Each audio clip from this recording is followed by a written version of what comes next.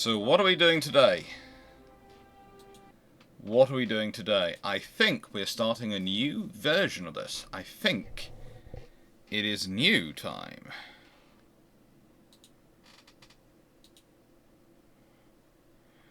If I am right, I will check. Yes.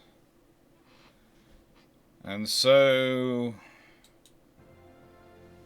we're going to start, I think today, the America with Battlecruisers campaign. How does that sound to everyone? Yes, we're starting... Hello, I'm down here, thank you very much. Toodles. Hello, Runon. America with Battlecruisers, I think that's what we're going to aim for. America aiming for Battlecruisers early and fast. Can I change it to as early as possible? That's fine. AI opponent, well, I want to do a historical adaptation one, so I'm going to leave them as historical. Difficulty, normal. Fleet, I want create own. AI,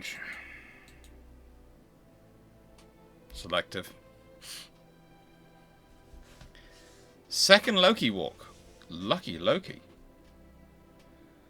I think that's about fine.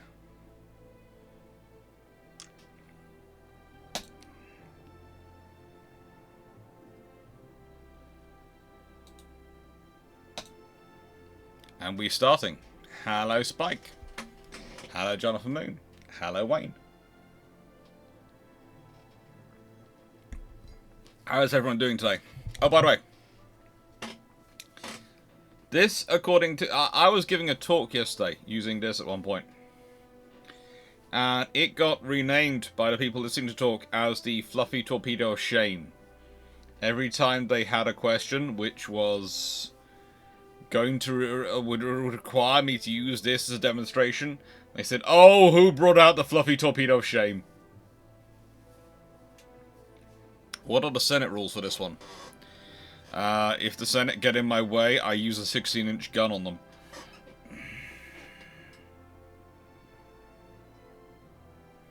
That's my Senate rules for this one. I'm not sure if that's allowed, but that's what I'm planning on doing. Let's get it all sorted out.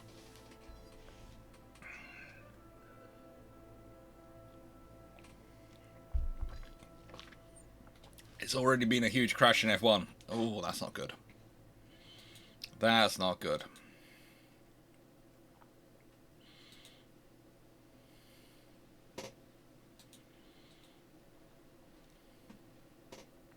That's not good at all. That's not good at all. Yay, I'm coming through. Come on. Come on, computer. You can work on this.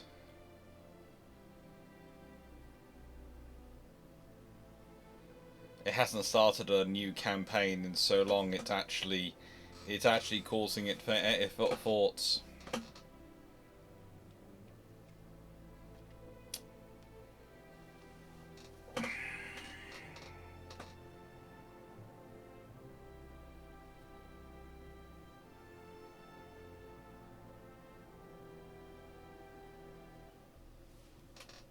Press's car is a little more than the monocoque.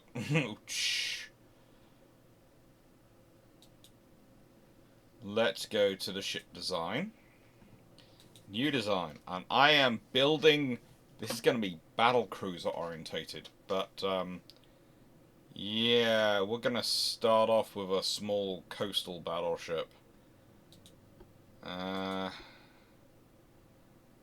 There is literally nothing here. Compound. Okay. I would like that to be 18 knots, preferably. What's that like? That's fine.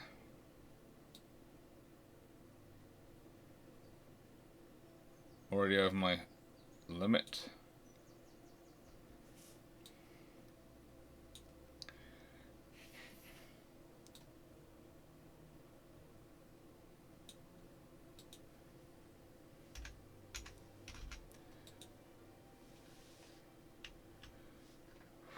That's looking quite nice.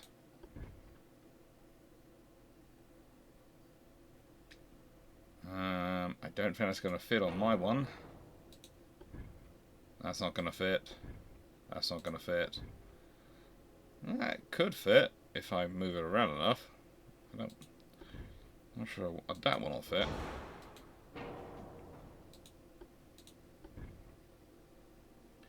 No. No. No.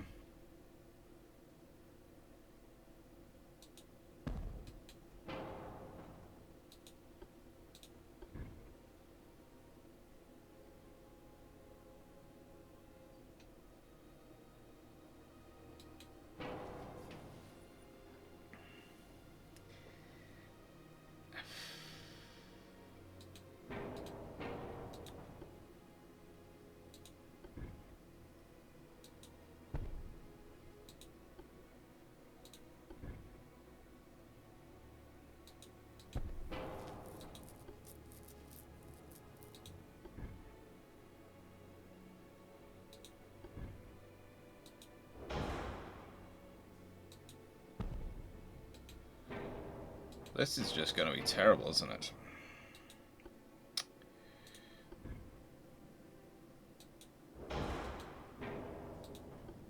What can we get here that actually is remotely viable for what we want to do with it?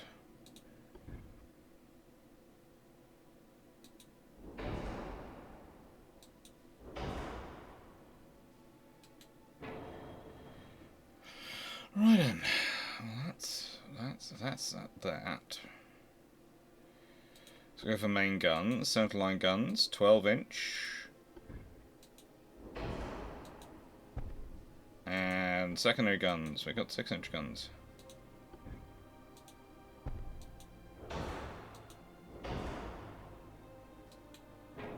Can I fit? No, I'm not putting 6-inch guns up there. I can fit 5-inch guns. Can I fit 4-inch guns up there? Oh, I can. Okay, the 4-inch guns are going up there.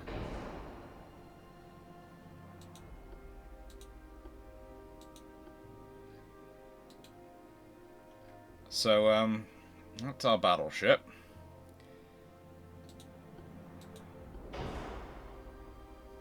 So, what are we going to do? I think we have to drop the speed down a bit. We have to reduce down to many.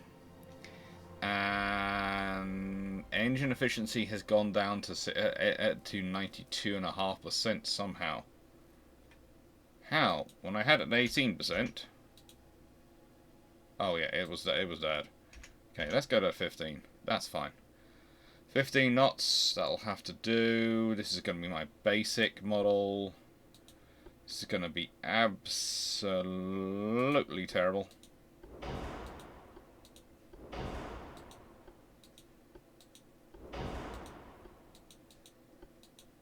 Everything in there is atrocious.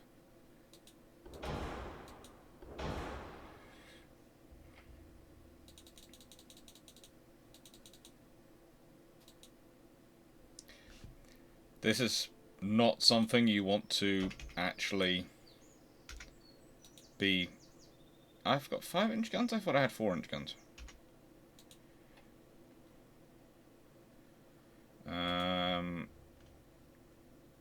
That barbette will be 9. That'll be 3. That'll be nothing. That'll be 3. That'll be 2. That'll be 1. And again...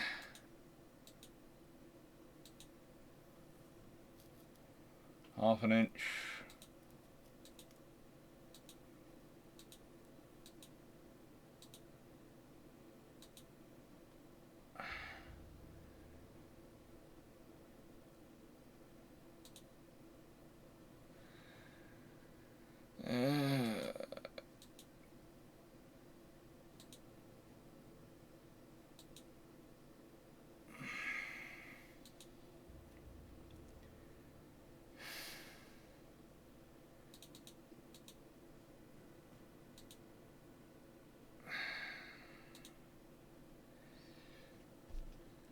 That's not stable at all, but that'll do. That'll do for what we want it to do, won't it?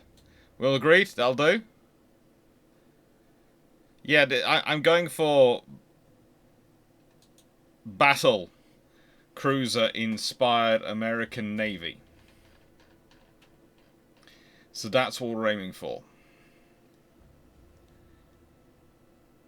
Let's call it the West Virginia. Let's say design. Let's exit. And let's build about 12 of them.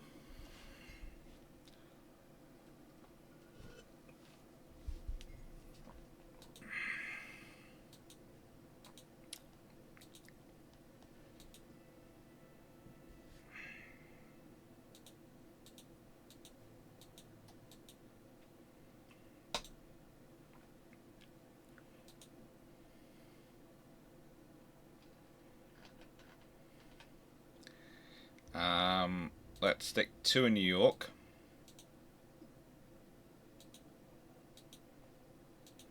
Let's stick 2 in San Francisco. And let's set 2 on the Gulf Coast. Do we prefer Pensacola or Tampa? I'd say we should go with Pensacola.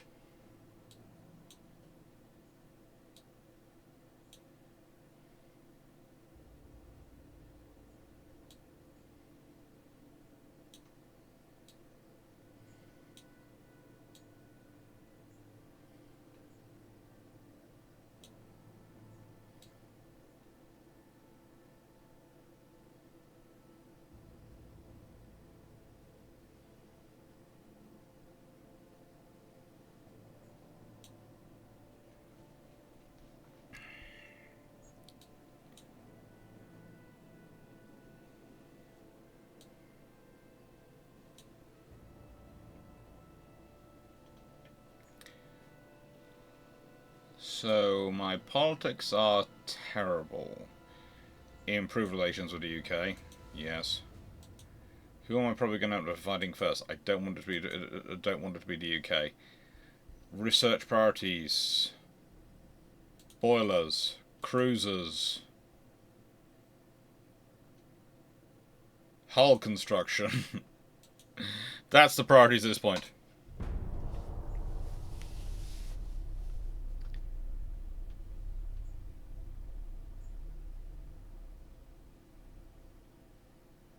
Five knocked out, and now ads. Okay, anytime I see a notification ads are coming up, I will try and pause them. But if I'm distracted by building ships, then I'm sorry.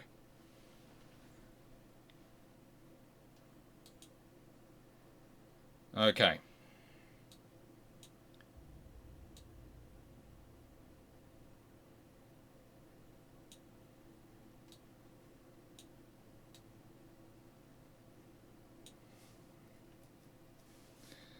Gonna do that.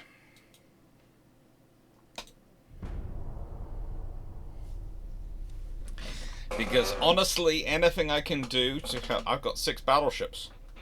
Woohoo! Active fleet of 6 battleships. They're all accessible. That's great. Thank you. No tension. Relations improved. Right then, let's go to ship design. Build ship.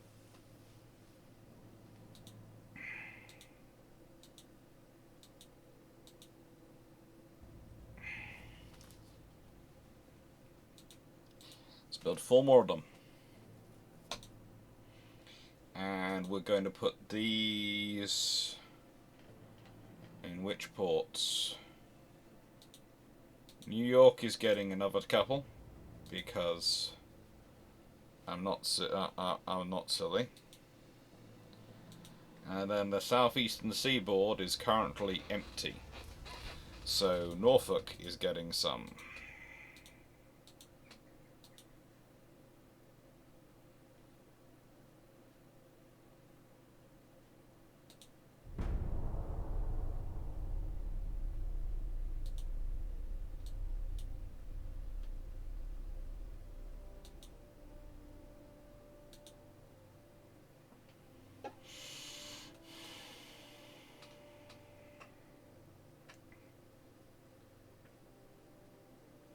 I know it boosts the economy, but at the moment I can't afford it and build the ships I need to build. So that's my problem.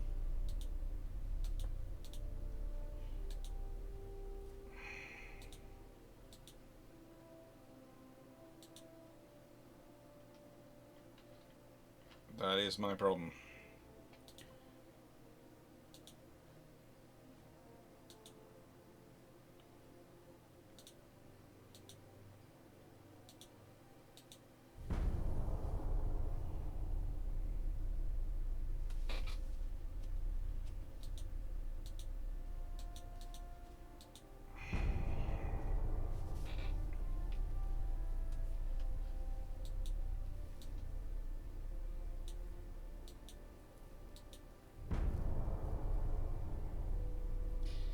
So in this scenario, America has a lot of battleships, which is not bad.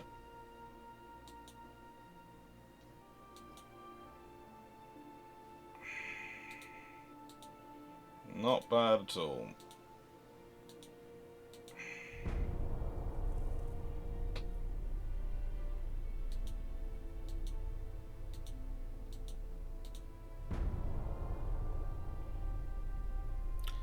So other than Formula One having a lot of accidents, anything else happened today?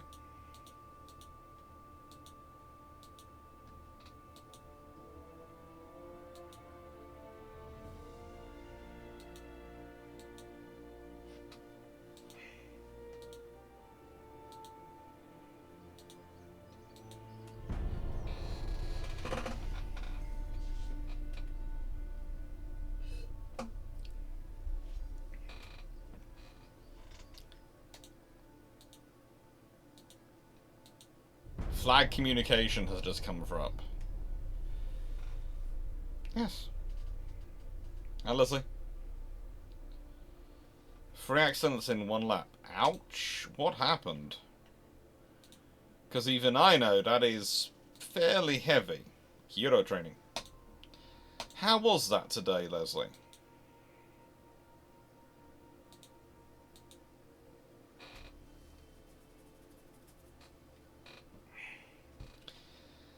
Antibiotics tend to be fun. Spike? Good. I'm glad.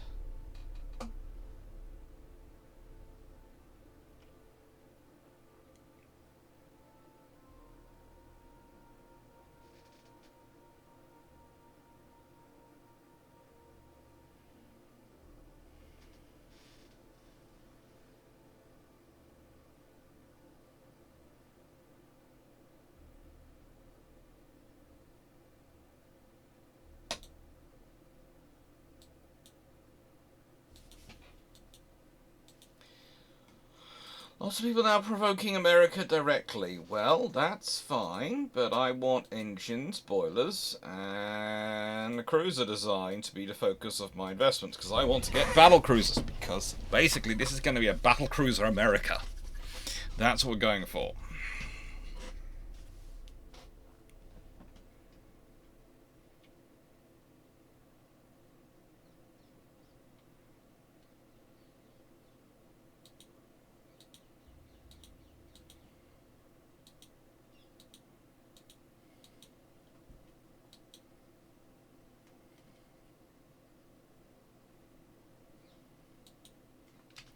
There's a lot of special military operations going on at the moment. I'm only gaining 21,000 a month. What am I spending my budget on? Everything, I presume. I've got a terribly small budget. I need to start taking other countries quickly.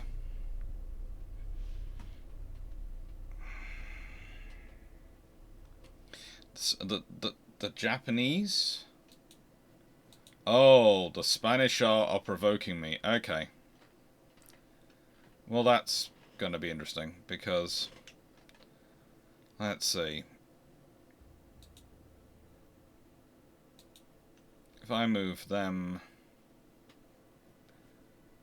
to... Where should I move them to? Move them to Pensacola.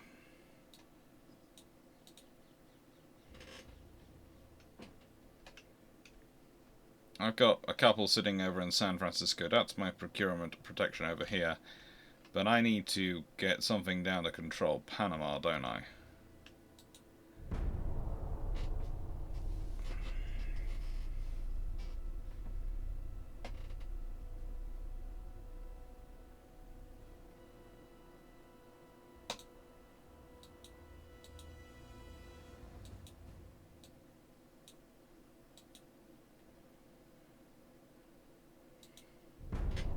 I am now losing money.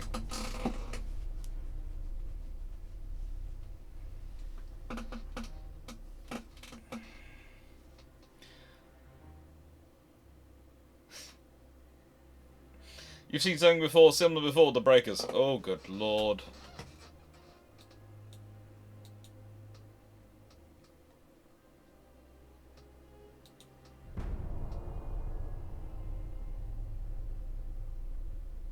And I'm on plus 3 million.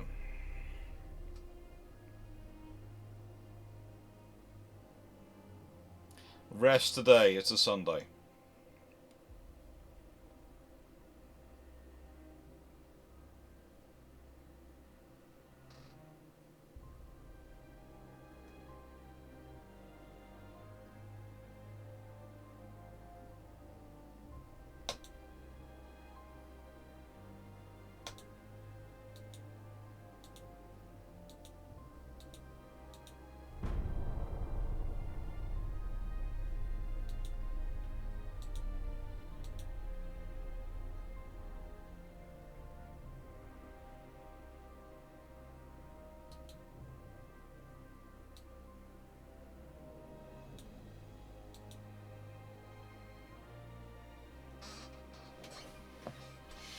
Let's see what happens. Eastern USA, Maine, Portland, Norfolk.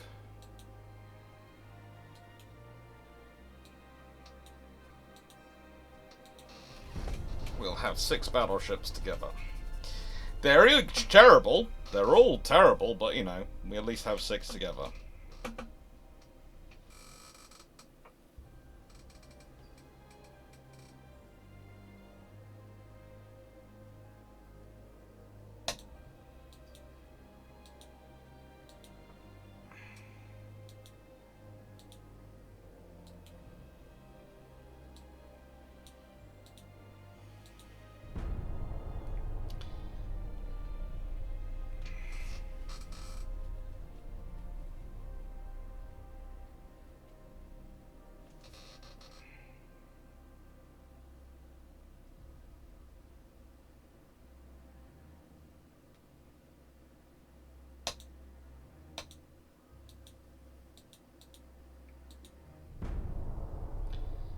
Basically, I am gathering a massive fleet off the coast of Spanish territory in this particular area.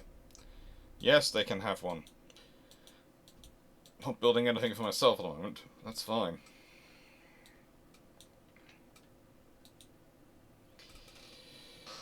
So there we go. We now have Belknap, Colorado, Kearsarge, Nebraska, Nevada, New Mexico, Rhode Island, and West Virginia all together. I do not know how Nevada is quite so light compared to the others. I'm presuming that they are made of paper mache.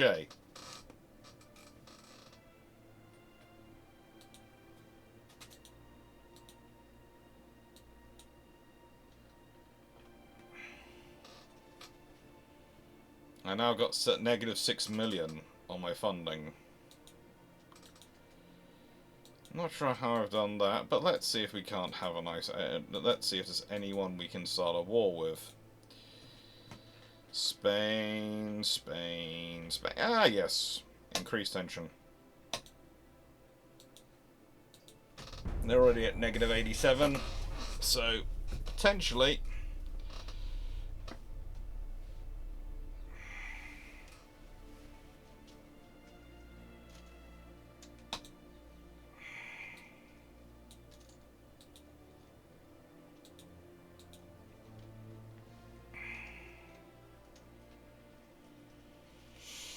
I should probably get some more ships, but this is going to be the trouble of what do I build?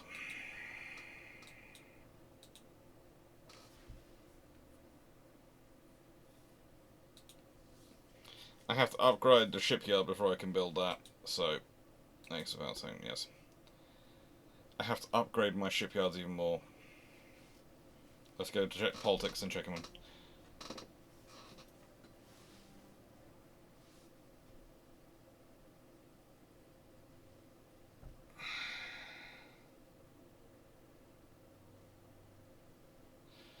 Renan, how did the game go? Oh, you won. Blasted his dreadnought off the table in one shot. I came heavy to the 1,000 point game, and he brought infantry.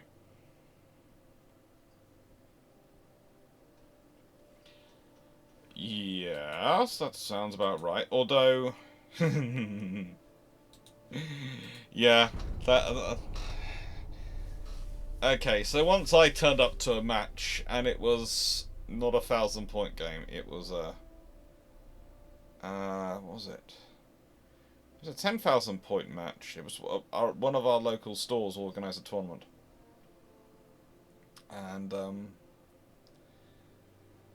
I turned up with a dreadnought army. I didn't have anything other than dreadnoughts. And I was doing it a bit as a challenge. Because I could with that number of points. I could, you know, I think I had a couple of units to round out the 10,000 points, but not much. Pretty much it was entirely dreadnoughts. And it was an interesting battle, let's say.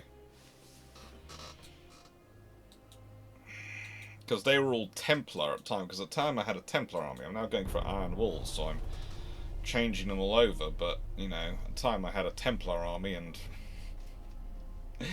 Templar dreadnoughts can get pretty darn fun.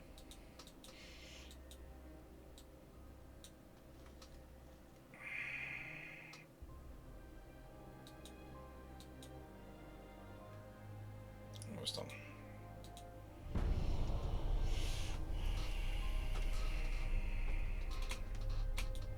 Especially if you have a horde of them.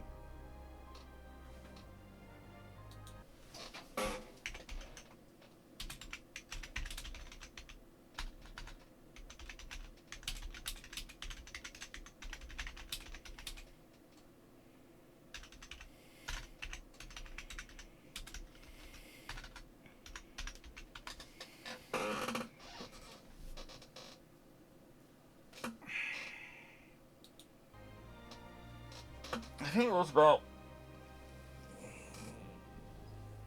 I think I brought my full collection of time of dreadnoughts. I think I had roughly 24 of them. Yeah.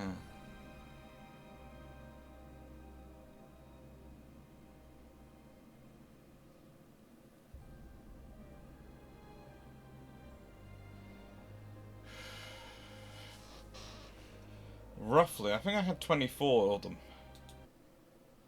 at that battle. That was a fun battle.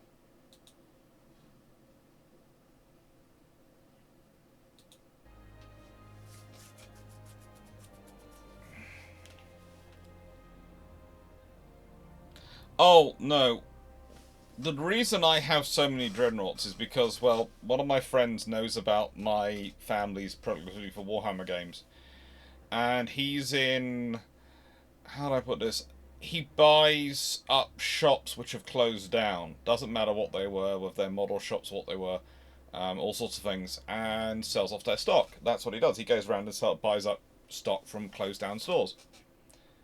And, he had all these dreadnoughts, and he basically...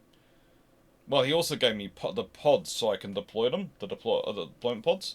So I got those, and I got those dreadnoughts off him, because I did the family battles. So for me, I got them all, and I think it was £10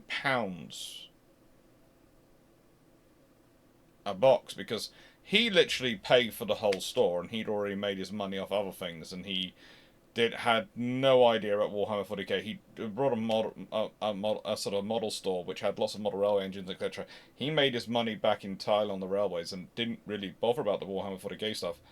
So basically, my family cleared him out, but I cleared him out of the dreadnoughts on those.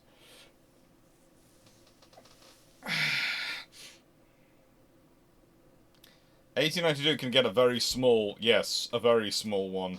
I've had to spend a lot of my time. I'm basically waiting for this to get to actual size before I order something decent.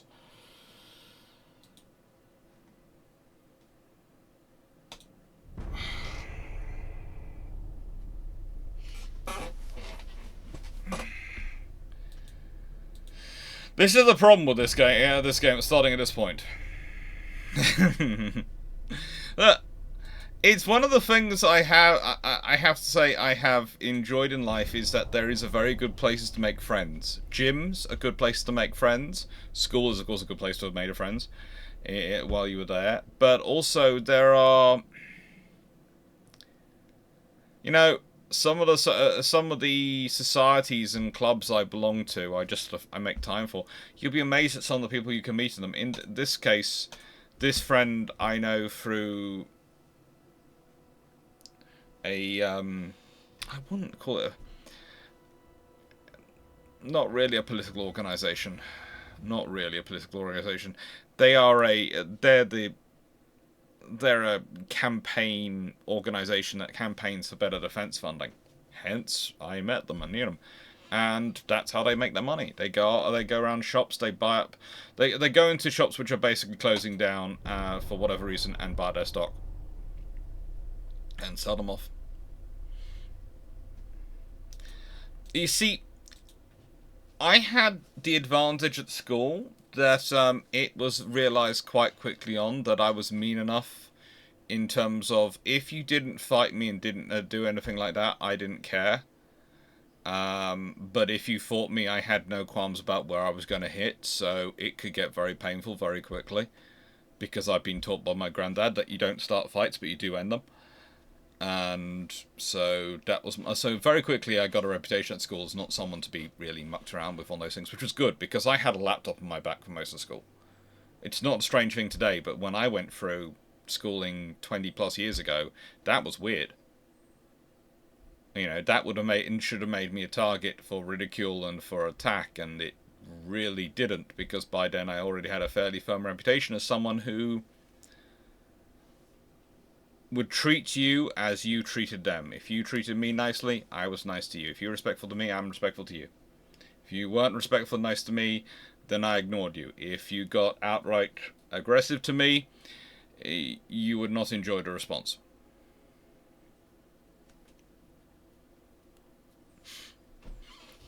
Good luck on the A1, Leslie.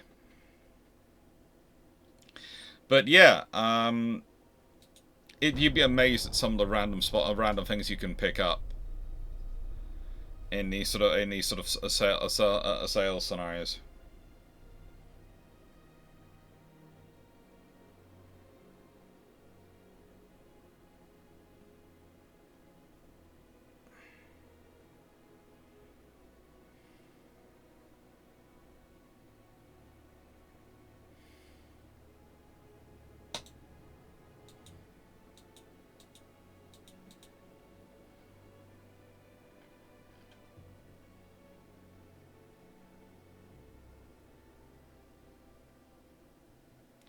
I have pulled all my battleships that are existent in together in one spot.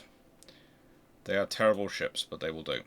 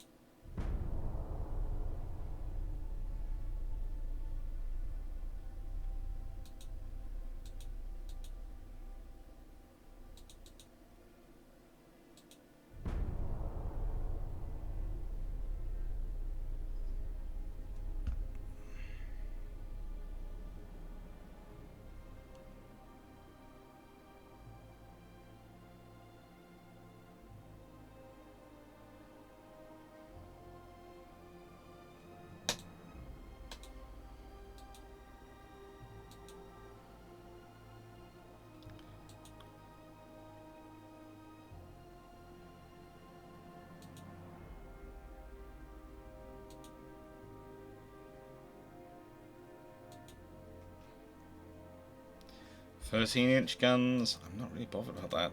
Getting big guns doesn't matter to me as much as getting the engines and the boilers right. So, yeah. I need to get the cruiser hulls up.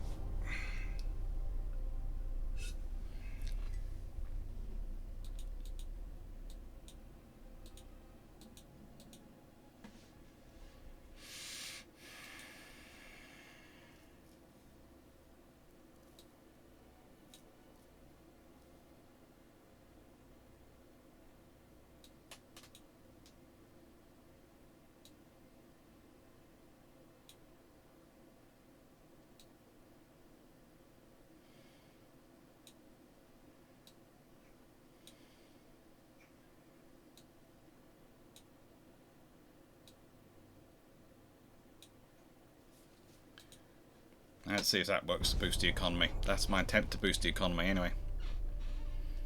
If I can boost the merchant production and boost the merchant ships, that hopefully that boosts the GDP, which boosts my own economy.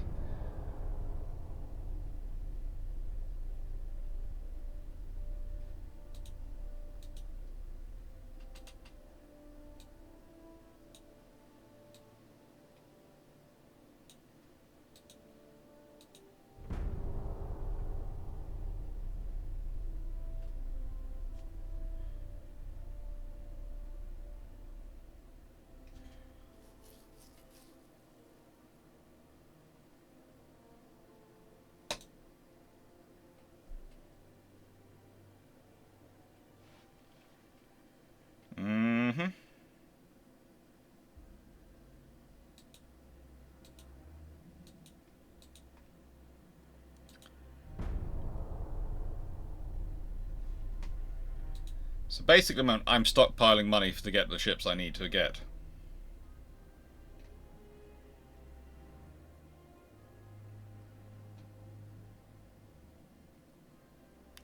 Do I want to reduce unrest, increase naval prestige?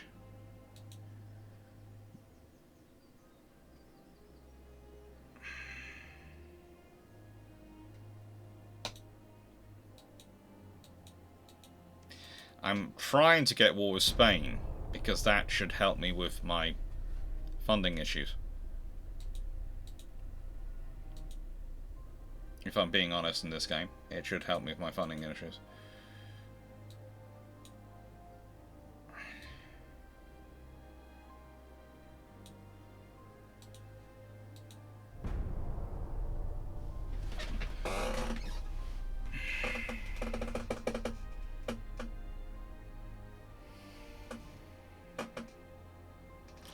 So basically, the first thing you learn in this game is that if you invest in the merchant navy, you have a far stronger economy.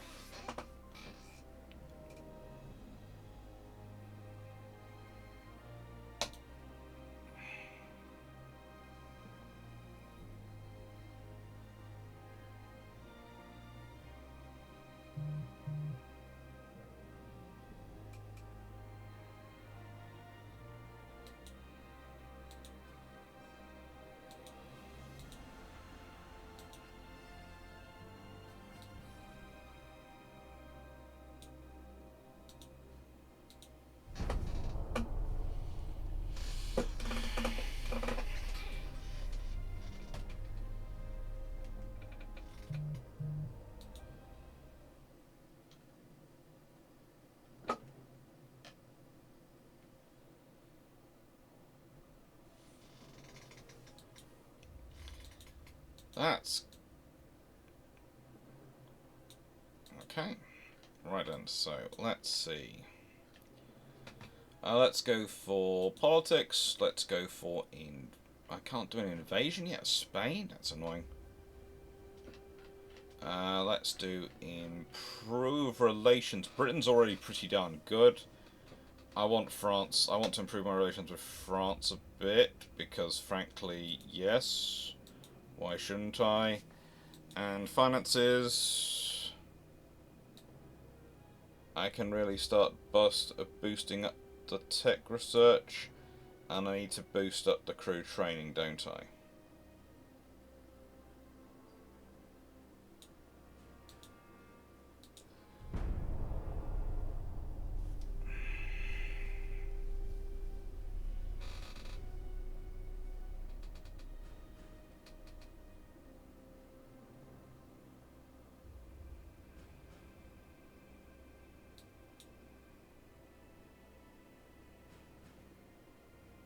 let's fight this battle and see what happens.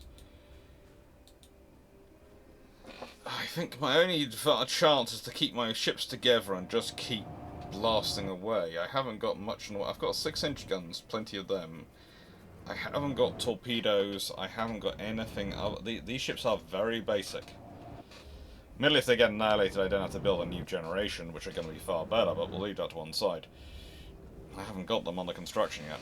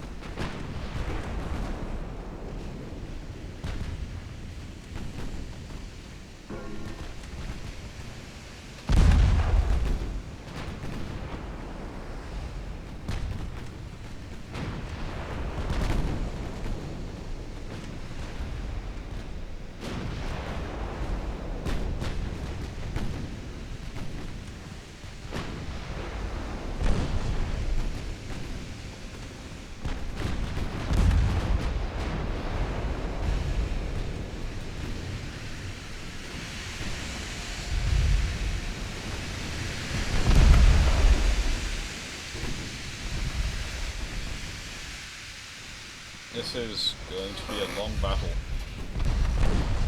And I have a feeling it could become an attritional battle. Especially if they have enough torpedoes there, I think I'm going to lose. But, we'll see.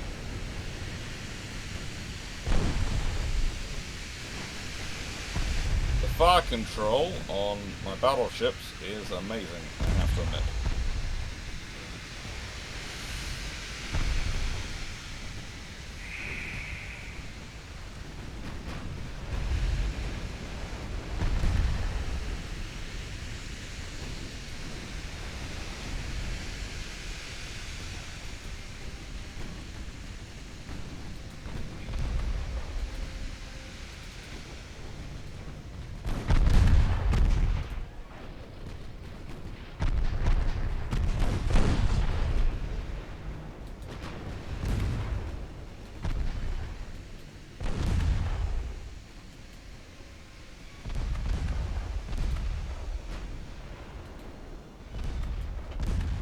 Let's do something a little bit more fun, shall we? Let's do what I call dividing the threat, and see how they respond to it.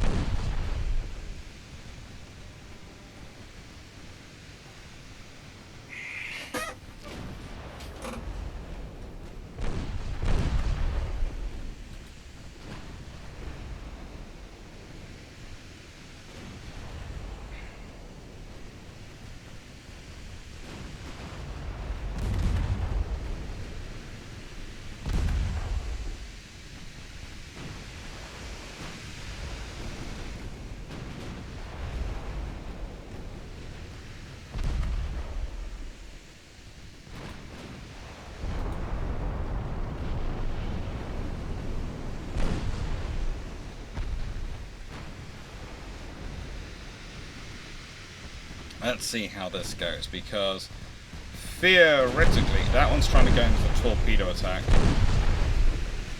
That one is trying to get in for a torpedo attack. It's probably going to launch it on Belknap. Belknap is going to probably end up having a torpedo attack. Out of danger. That's good. Now you can go back to AI control.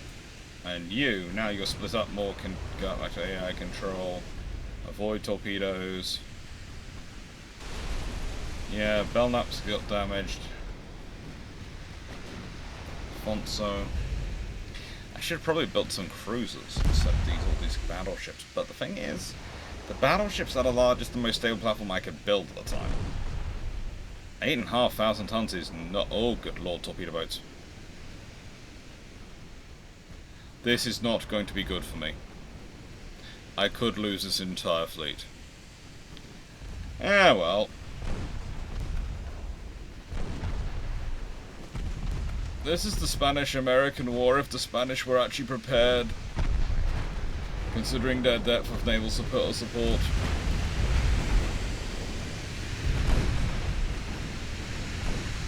Ouch. I will fix it.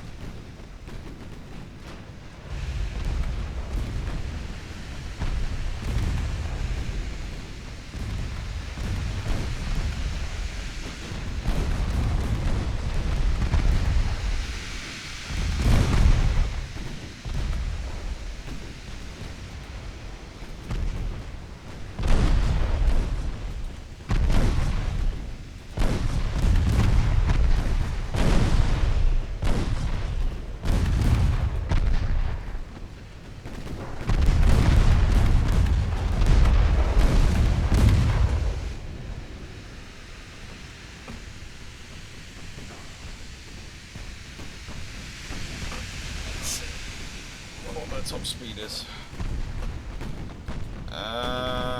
There's no way I'm getting rid of these ships because my top speed is 15 knots, so yep.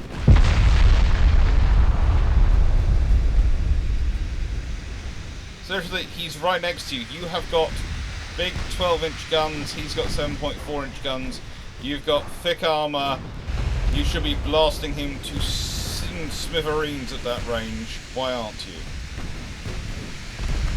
Is your targeting accuracy that bad? Why am I asking this question? You're an American pre-dreadnought. Your targeting accuracy is atrocious. Okay.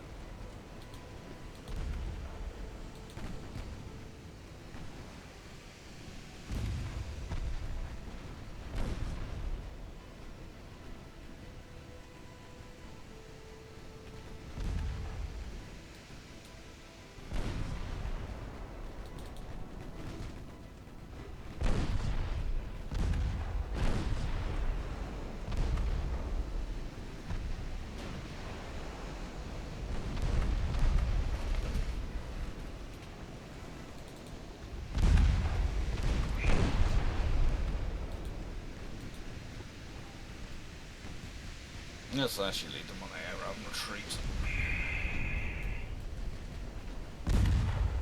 We're having an interesting time. They're starting to sink some of them.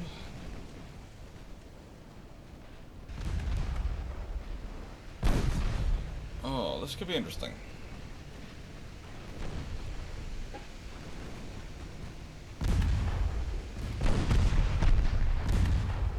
Yeah, they might try that, Runon, but they're not going to succeed with that with me.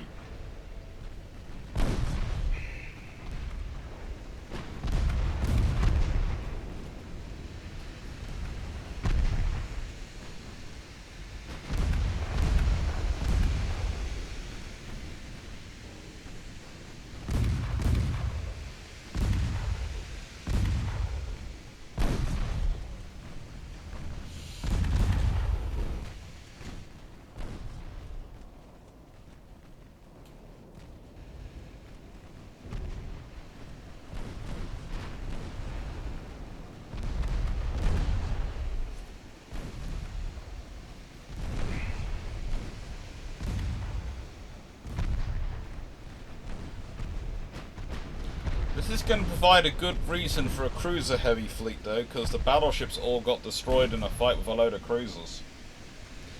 So this is providing me with the necessary backstory for why we go battlecruiser rather than battleship-heavy.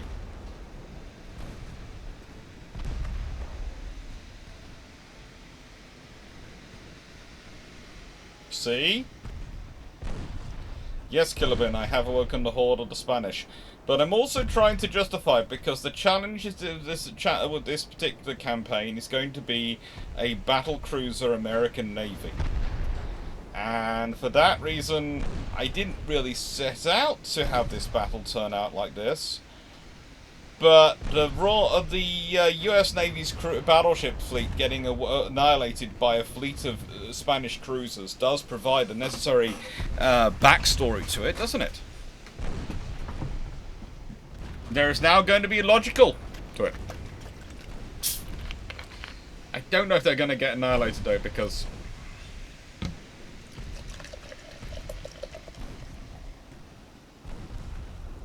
there are... Belknap is still charging into the belly of the beast. The fact is, I have still got quite a few of them surviving, and they are still doing a good account of themselves. So this battle could be interesting. Where are these two? These two are off here doing what I can only describe as bombardment at long range at torpedo boats. And they appear to be damaging the torpedo boats, which are low on fuel. So that appears to be an advantage. So far, a lot of the Spanish vessels are running out of fuel.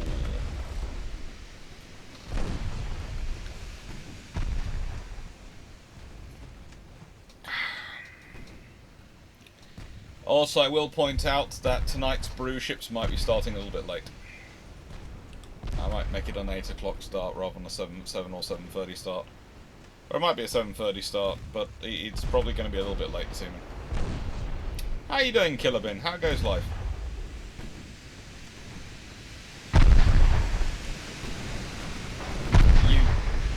There's a lot of you. You've got torpedoes, you've got all sorts of things which I haven't on these ships. And you are chasing them, but I'm going to do something which the AI would never do, but it would be the freaking most sensible thing to do in this situation. Because you cannot run away from them because they are faster than you. So turn broadside on, bring your guns to frigging bear, and kill them! Sorry.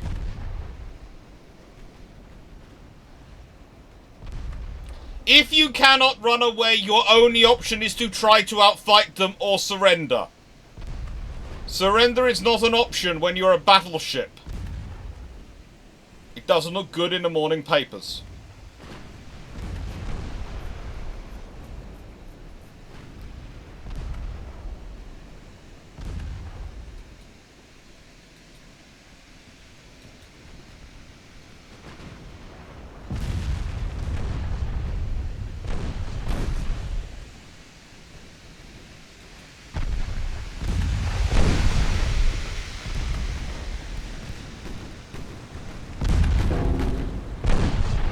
And if they are coming at you fast enough to allow you to cross their T and smash them. Why are you not all concentrating on the Manuela? Why are you not blasting the Manuela to frigging smithereens? You've got 12-inch guns, 6-inch guns, 4-inch guns. Aim them at the ship closest to you and smash it! Evening papers no one cares about, no one reads them. They are tomorrow morning's fish paper.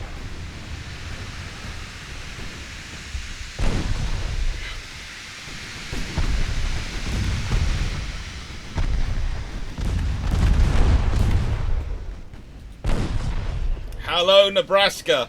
Hello, Nevada. Hello, my good time friends. Will you please do me the honor of coming in this direction and showing the rest of the fleet how this battle... Nebraska and Nevada, my 2N battleships, thank you, for you two have been the sanest, Most useful pair of battleships in this whole battle so far. Oh, what do you know? They're actually engaging the Manuela.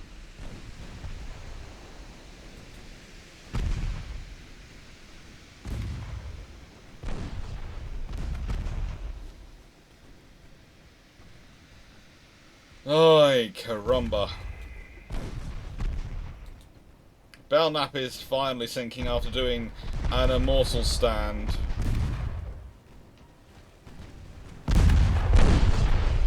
By the way, all the hits on the Manuela are coming from Nebraska, Nevada. If I save only 2 battleships from this entire match and battle, you lot can guarantee it'll be those 2. I will sacrifice all the rest of you to save those 2. They've been the only sane ships in this operation. Go off and do your duty.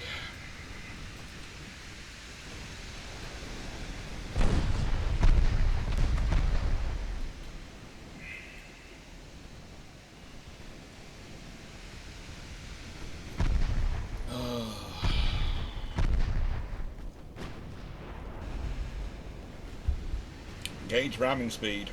Tempting. Manuela is... Look. How is she being allowed to get that close to the West Virginia?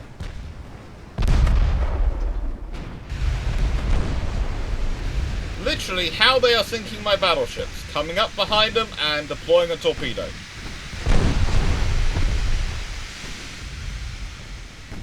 If they can get that close, that's what they're doing.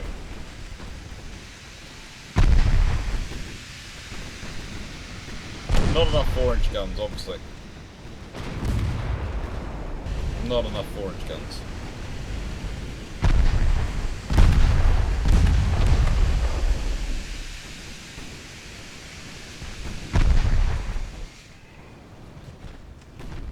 Nebraska, Nevada. Go up to full speed.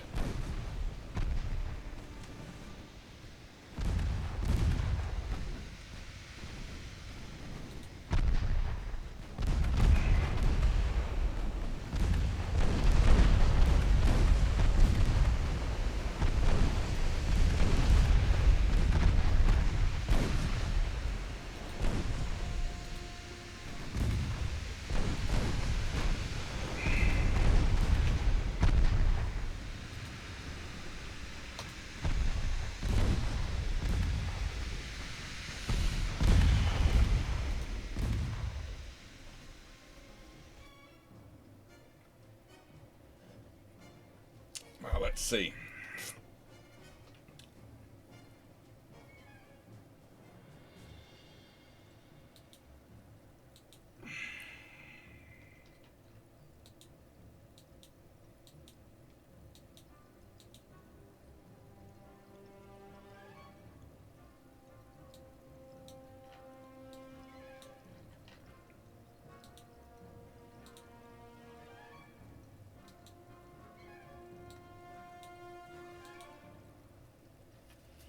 Now let's go to research, check what the ship design, everything's doing.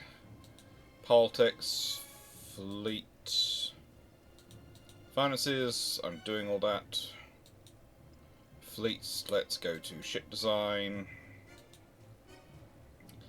And let's go to new design.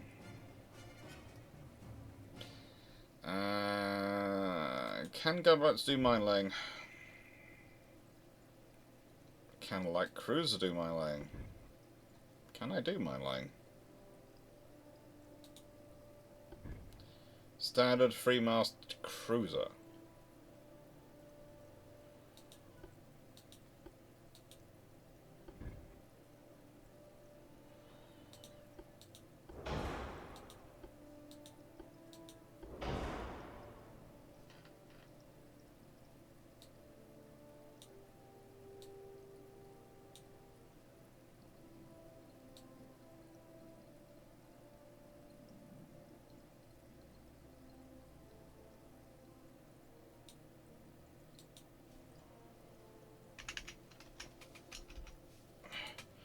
let's do that. Welcome to... We are trying to do a cruiser-focused US Navy. And our reason for a cruiser-focused US Navy is that they just had their behinds handed to them by the Spanish.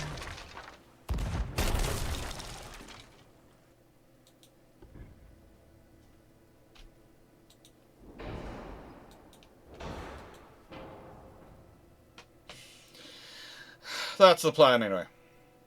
I see copyright issues. There's always copyright issues, but you know, I enjoy that one. So, hello. If it doesn't have cage tabs, is it really an American ship? That is an actual question you can ask. I just don't like them, but I'm implementing them because they're the best masks available, and part of the reason we had trouble is frankly our long-range fire control was atrocious.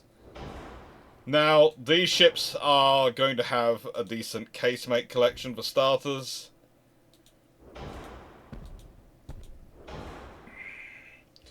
And more secondary guns.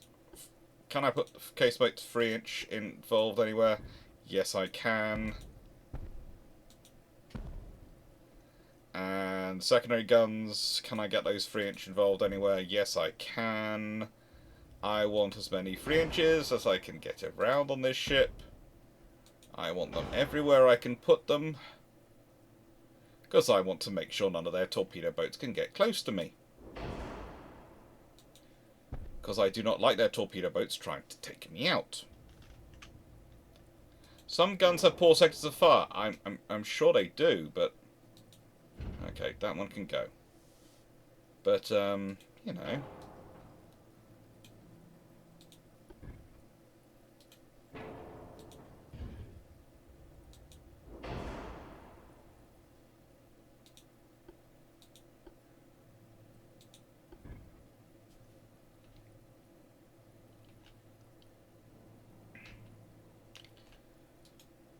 That'll do.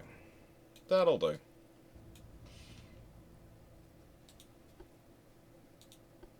Oh, can I get some more casemates out?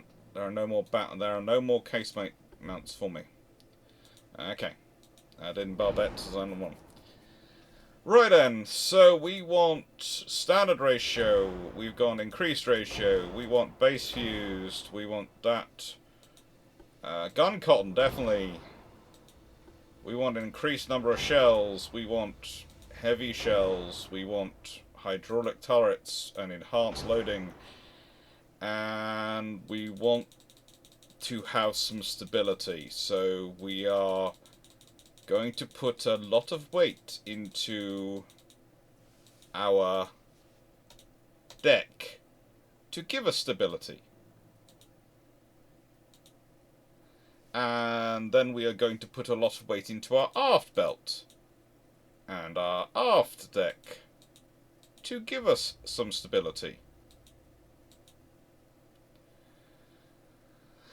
And then we're going to see if we can't get the main belt up even more.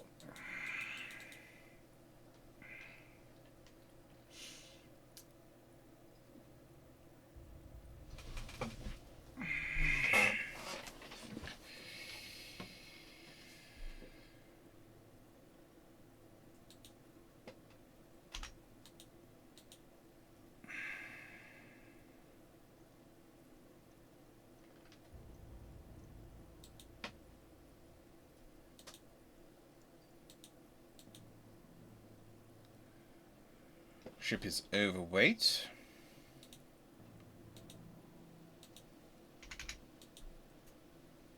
But I don't feel like it being overweight. But I do feel like having an inner deck which is not paper thin. Okay.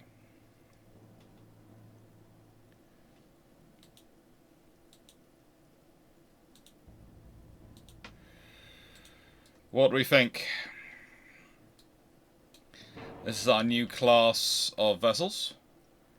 I think they're fairly decent to me. They're the South Dakotas. Do we like the South Dakotas, everyone?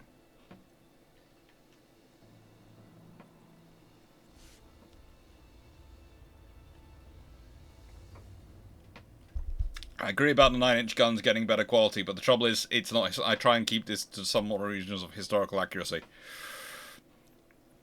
I try. Yeah, less ugly than the last one. They are. By the way, for anyone who's watching, the last ones are these. My last. These are what just got wiped out. Yeah, they got wiped out. Oh, don't worry, Random Dale fan. I'm not the way Paul is now being. Paul was here before Garrus arrived, but is now being treated as someone who turned up from Garrus' stream. So I'm presuming he was watching both at the same time. I don't know.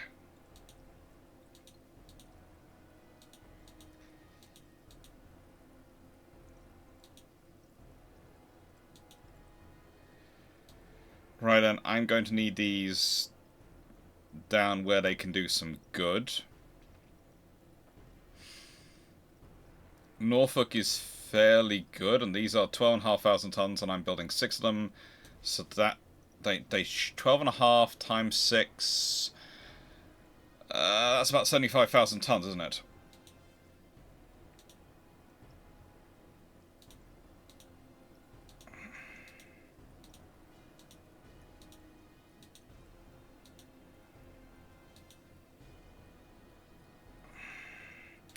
I could probably get 7 in there, but I could also put another 4 up in New York.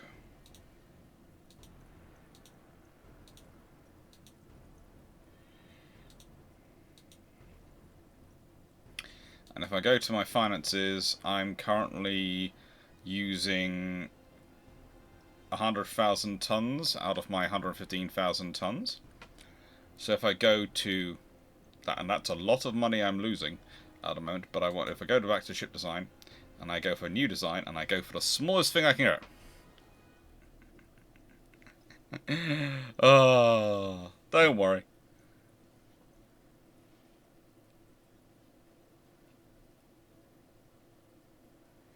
Also, I agree with the random internet commentator that a collab between Pitbull and Dolly Parton, while requested by nearly no one, is quite good and hits a good spot. Dolly Parton has... Look, am I allowed to be confused? Can I be allowed to be confused by this one, please?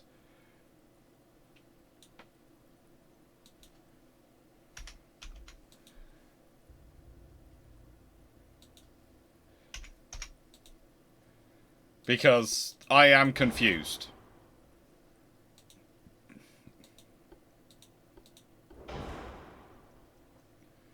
Ever so slightly confused by the fact that Dolly Parton and a guy called Pitbull, apparently, are collabing.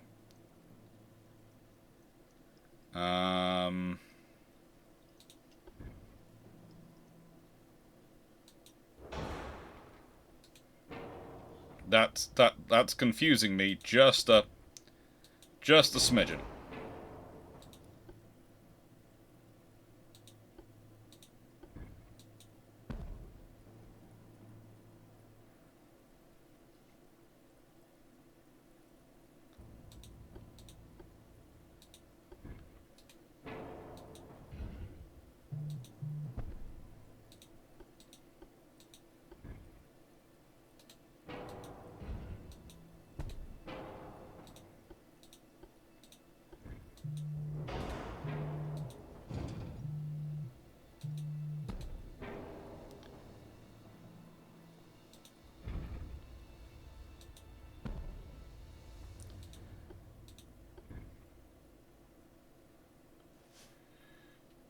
Just a smidgen, it's confusing me.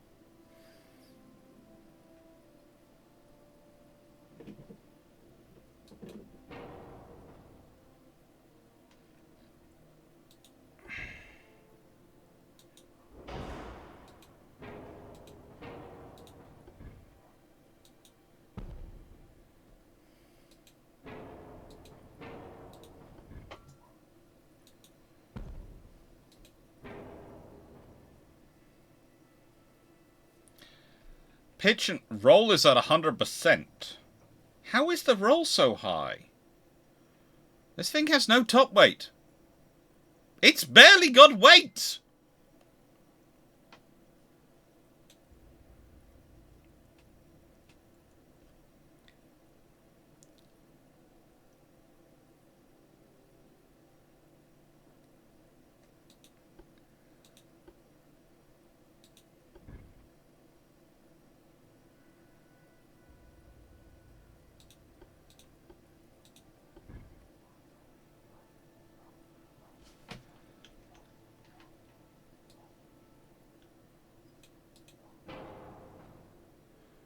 Roll 100%. What can I do to reduce roll?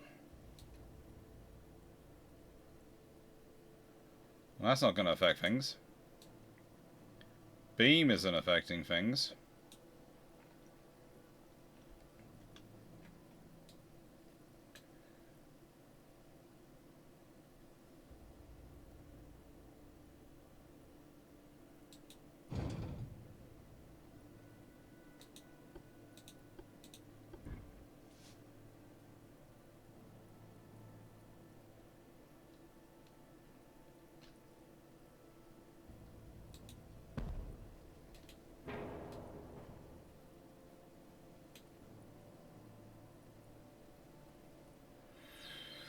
So this is fairly heavily gun-armed for a destroyer, but it should work.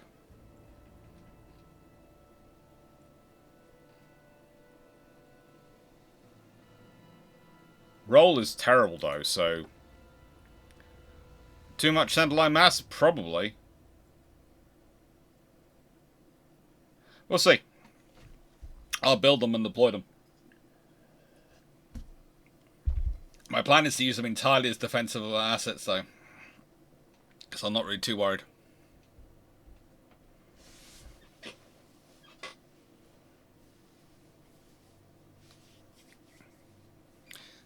A belt-fed torpedo launcher is not actually the strangest thing that's ever been brought up with.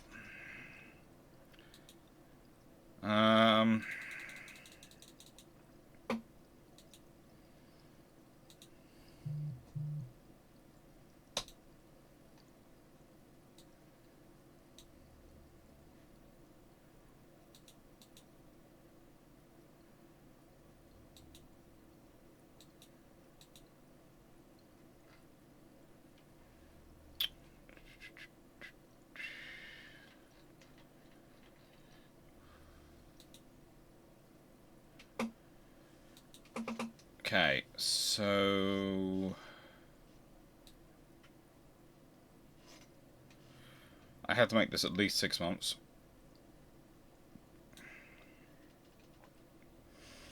And that should take me down to roughly -25.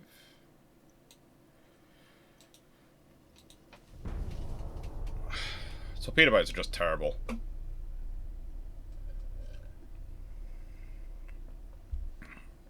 Struggle.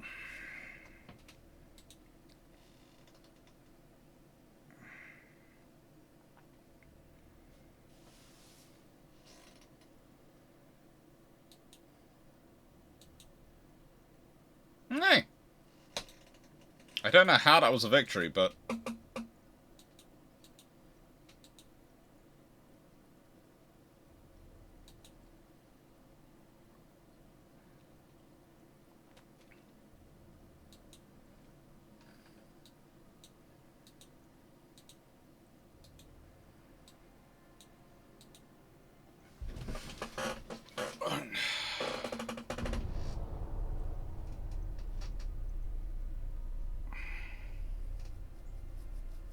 I see no reason why my reloading torpedo should take that long. If you have ammo hoist for shells and power, why not have a semi-auto torpedo turret? Well, honestly, as the Japanese will tell you, setting it up is not impossible, but it is heavy. Mainly because of the size of torpedo and the actual settings you have to apply to a torpedo. Because if you think about it, today in modern systems you would have something which would act as a data link between let's say, your missile or your missile torpedo and your ship's targeting systems. In Dozda, in the period we're talking about, it all had to be inputted into the torpedo manually. And as such, it takes rather a lot more effort and rather a lot more time. And that's basically the problem. It's actually implementing it in time.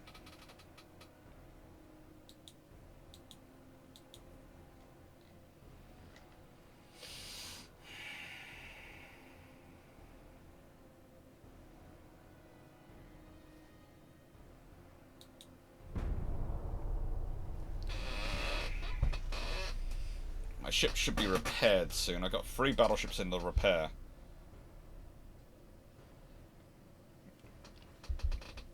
Two battleships actually active. Oh, good.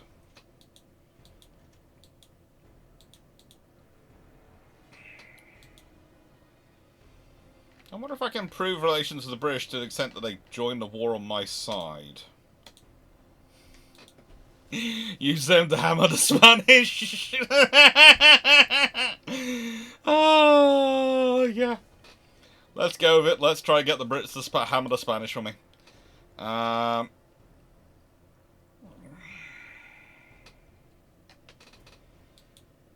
that's been overwhelmed by the ships being repaired. So this will take longer. Forgot about that. That should be... leave cruiser design going. Boilers. Big guns. What big guns are they working? They're working on 13-inch guns. Maneuver warfare. Mines. I want mines. I want mines. I want them. I need them. I need minefields now. I need them now. Yeah, you know, even the loading systems on submarines are just... It's hard going. It's hard going. The Soviets actually did come up. I think it's the brain is going Akula class. Is it them?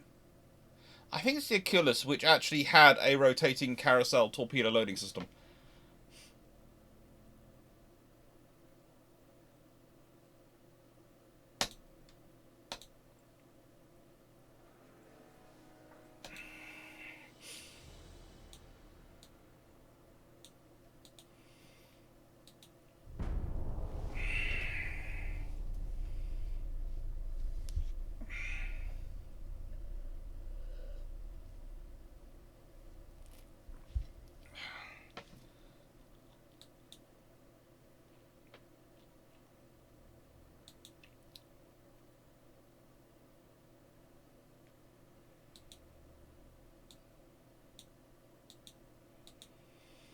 Okay, so I don't know. I have a distinct feeling that I could have had made an interesting contribution, if I'd finished Demon Slayer Season 1. One of those things I keep putting on the back burner. I'm not sure how, but please elaborate. This could be intriguing. 2 ships still being repaired.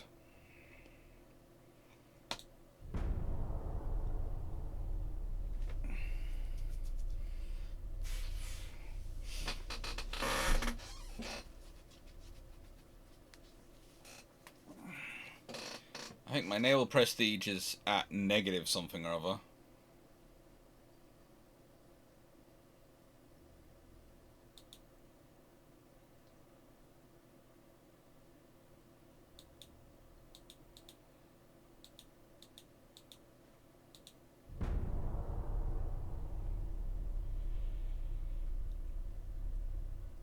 I plan once my fleet's ready.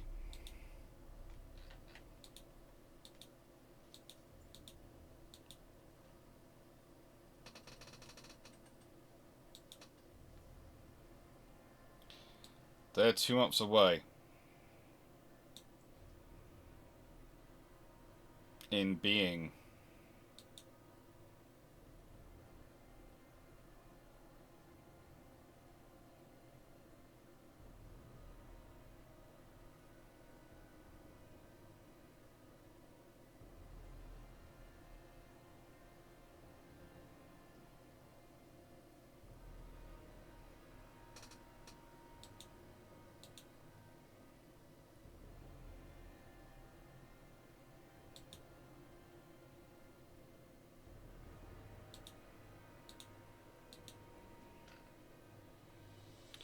They're in Western North America. San Francisco. I have 5 of the West Virginias left, 6 of the West Virginias left. And the South Dakotas are coming along quite nicely. And then it's the Cossacks, who are going to be... Every port is going to have some, is my plan.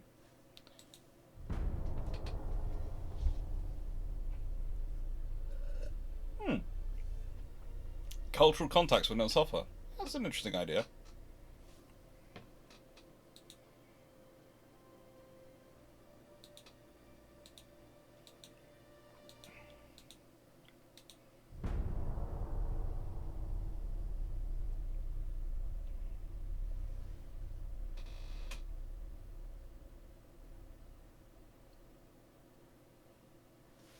Active fleet now includes 50 torpedo boats.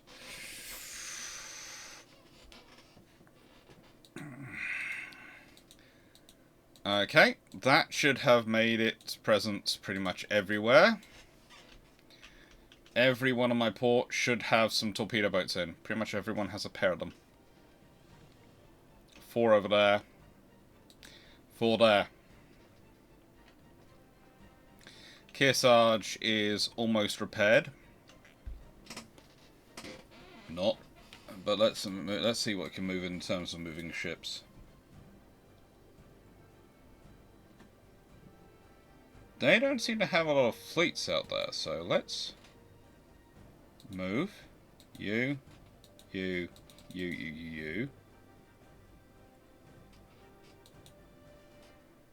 let's go to fleet. Let's find the one which is status of low crew and ask why it's in low crew.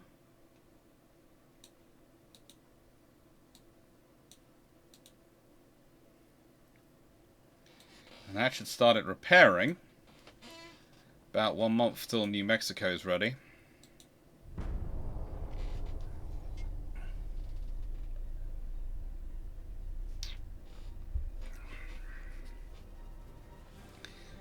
And I think we're going to go back to the finances.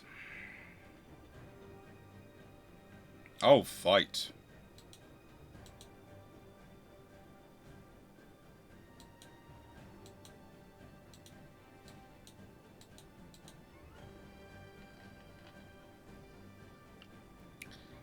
So I wonder where the Spanish fleet has gone from up here.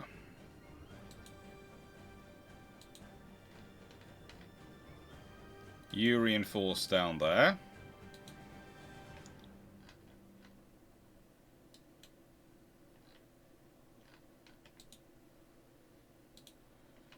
And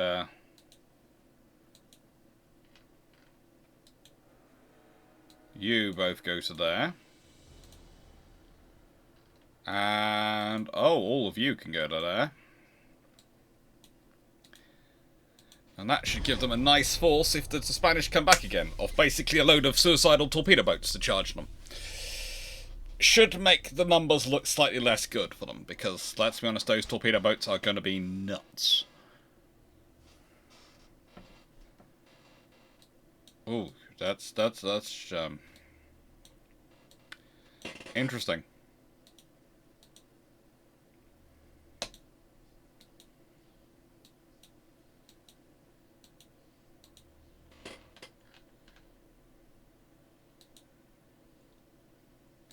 So this fleet is now... Let's see, move to there.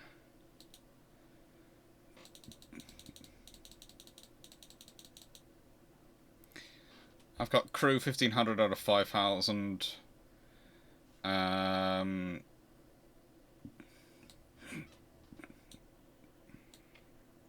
It's mostly tall. It's 3 battleships with 2, 4,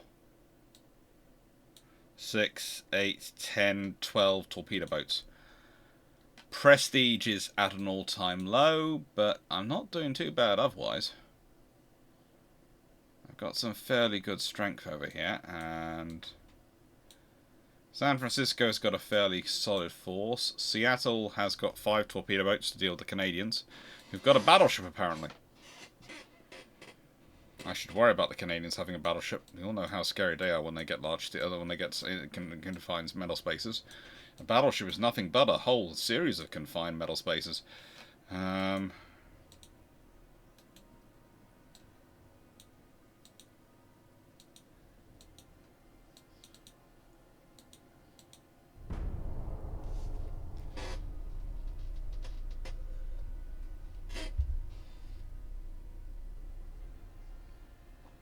I've got a strike. I will take this. To strike.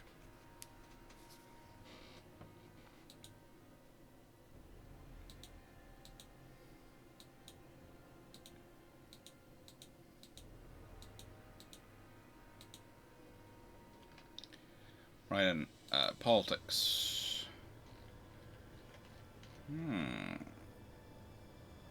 I want to do a naval invasion. Why do they not allow me to do a naval invasion of Spain? Do I not have ships? Have I not researched naval invasions yet?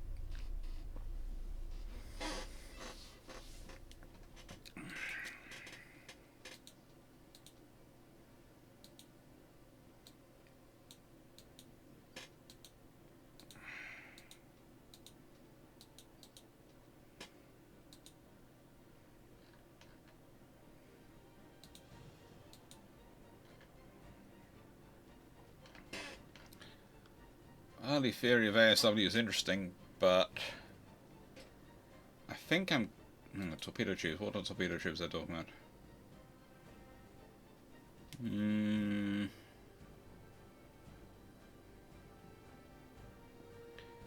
That could be useful.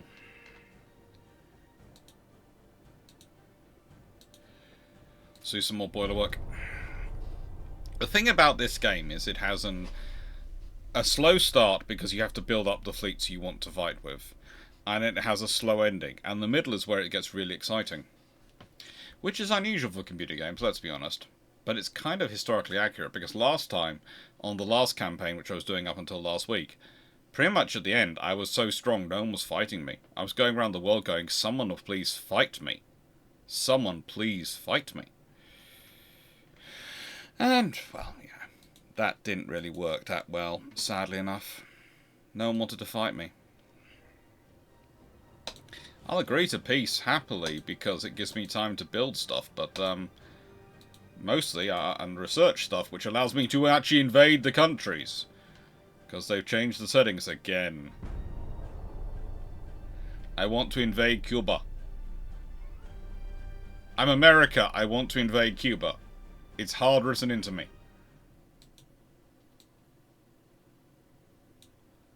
Why did they break the alliance?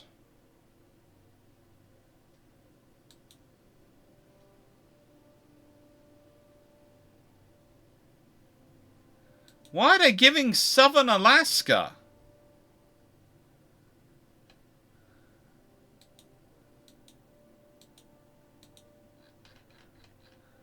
I now have to get Southern Alaska back off the Spanish.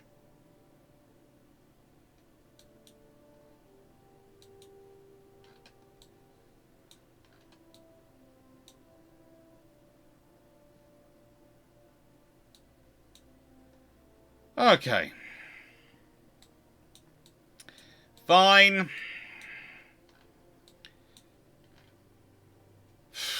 Last time I had to deal with them making the UK somehow having a violent revolution, which turned it from a constitutional monarchy into a full democracy. And you go, why was there a violent revolution of that? There would have just been a vote. This time I have to deal with the fact that Alaska has been given to Spain over a war which I don't think I started. Well, probably did start. I was definitely pushing him for war. But, you know, it's just...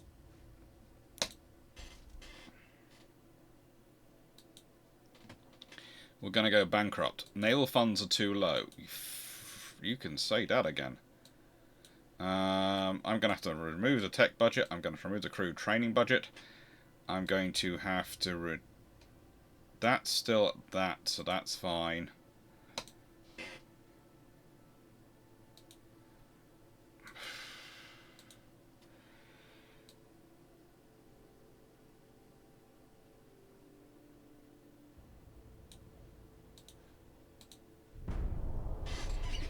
Okay, monthly balance.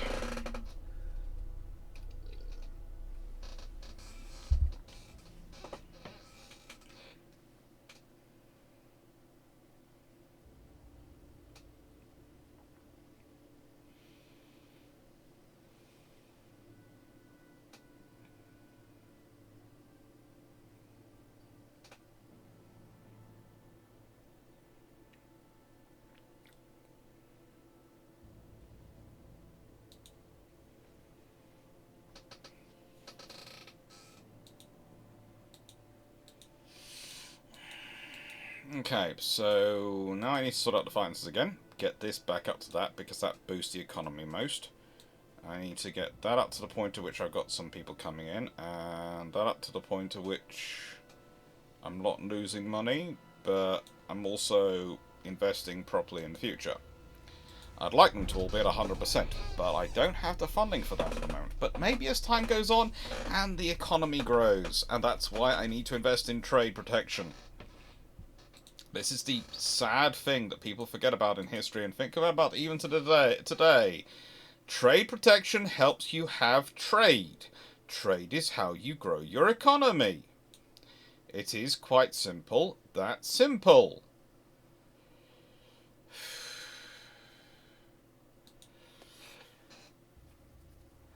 I'm commissioning my new battleships. Woohoo! That's going to be useful. And I need to get...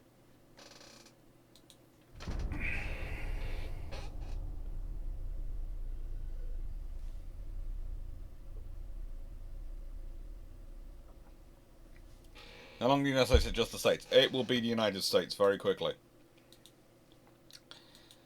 Besides, it was the United States of America before it had Alaska. It'll be the United States after it regains Alaska.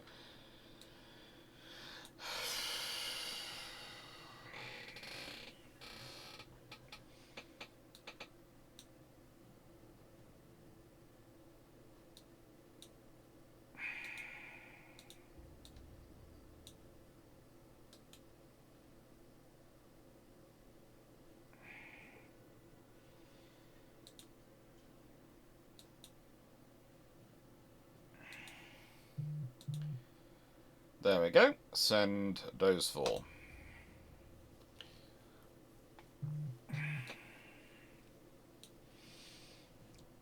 We'll leave the 4 in New York for the moment. Actually, no, I won't leave them in New York. I'm going to send those... Where should I send... I'm going to send those down to Panama. Not enough space, not enough space, they're not going to Panama.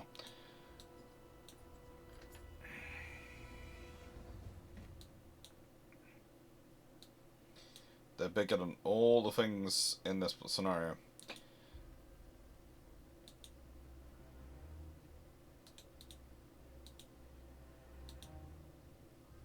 Oh, and Kearsarge is also prepared. So the thing is, I can now have all sorts of fun with that fleet. Because that fleet's going to be really quite a potent little force.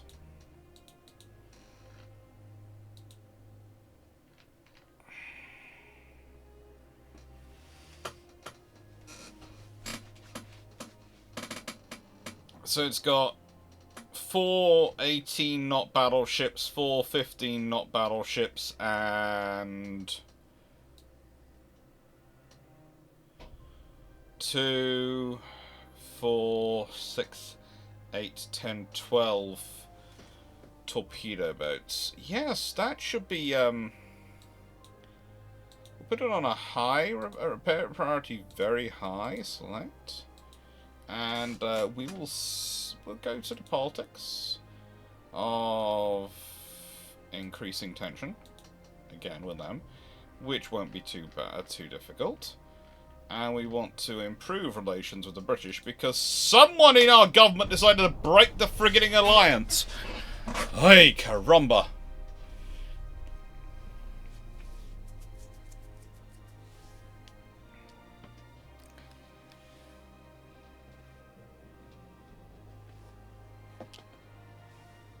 Look.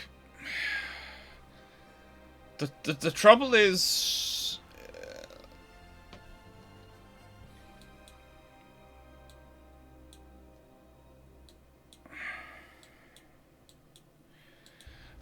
look. How do I put this politely? Ideas are very powerful things, and ideas can seem absolutely gorgeous. And the more pure the idea, the more it can attract followers. The fact that ideas and reality don't always mesh, that everything is always slightly more nuanced, slightly more complicated, slightly more problematic in reality than it is in the ideal form, in the idea, is forgotten by many. It truly is. And it's one of the big problems in history. That you consistently have people coming up with very good ideas, which look absolutely pure and perfect when spoken and when written, and then you find the reality is messy. It's like I did the video about Billy Mitchell. The air is one. Air power will win all future wars. That's a very catchy, very pure idea. And anyone looking up goes, well, of course the air is going to win because it's the high ground above us. And we've always been taught the high ground is important. That's why they built castles as high as they did. That's why they talked about hills and fortifications. And that's why, you have all the things you have. The trouble is once you get into the messiness of actually logistically supporting that and the realities of the actual capabilities of the aircraft involved, that's when the air becomes very much divided up. And that's messy. That's really messy.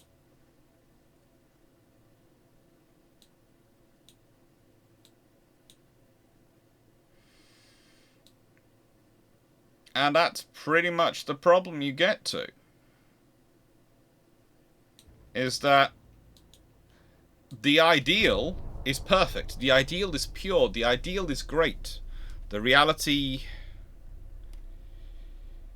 is not the same.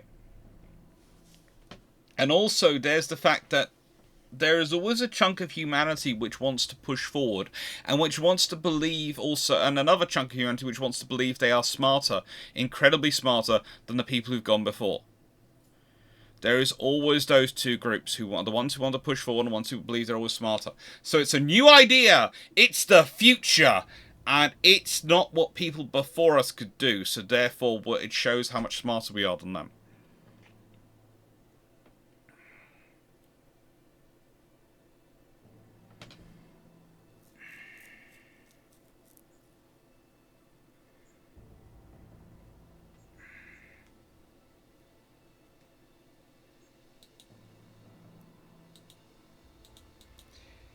And this is a consistent problem through history.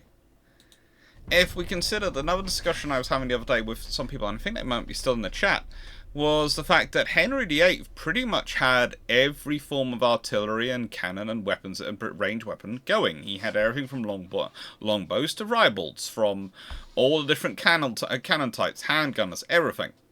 He had them all. And he had them all. But the thing is, That was partially because all the new shiny has come out and I've got to have some of that. But logistically, that makes it an absolute nightmare to support.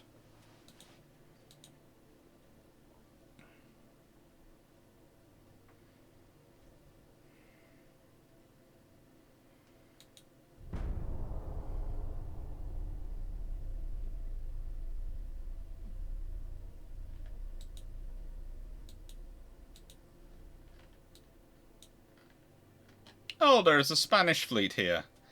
Of a single torpedo boat.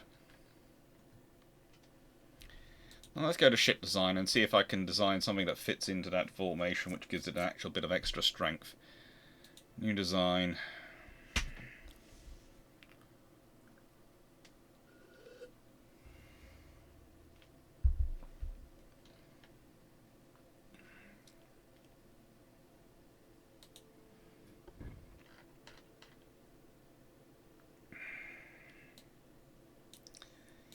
I'm doing that and that.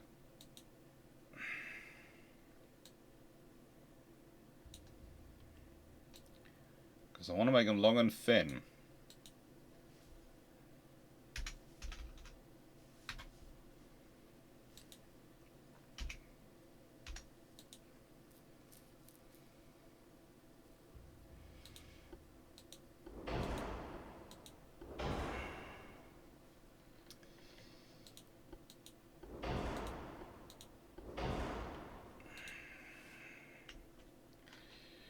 I do agree about the 9-inch guns. They are pretty darn good. They tend to be what I tend to fit to my cruisers.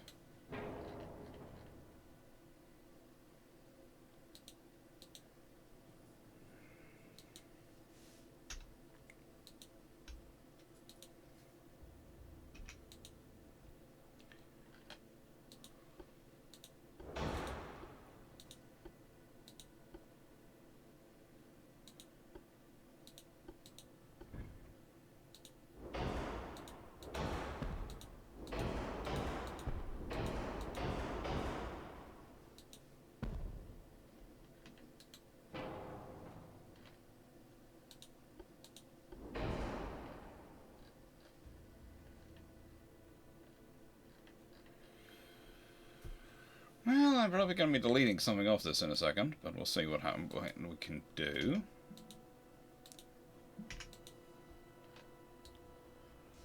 We'll see what we can do. I don't think this is going to work. I think I'm going to have to wait till I can get slightly more tonnage for this thing to work as an idea. I think it's going to be a research weight one.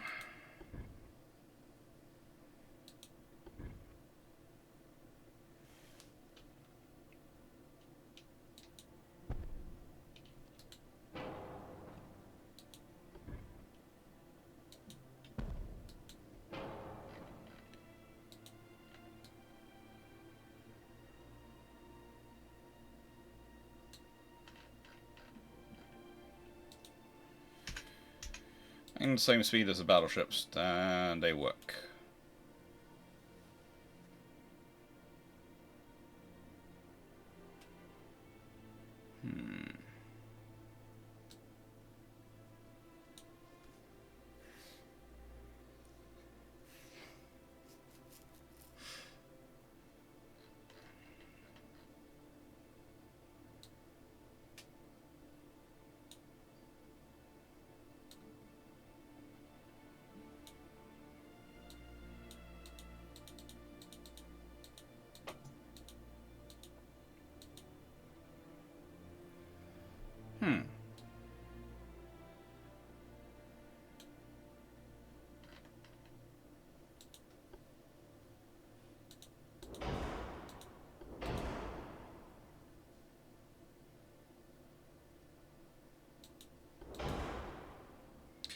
Okay.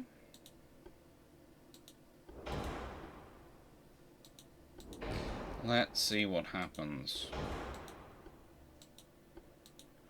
I'm 86 tons over. Full weight is that, so... Full belt. Full deck. Conning tower. Superstructure. Main belt, main belt, main belt. Main deck.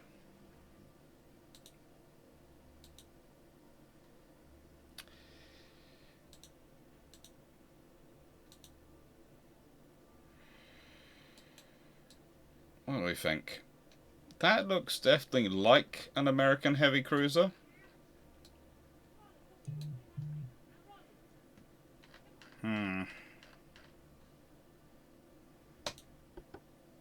I spilled some on them.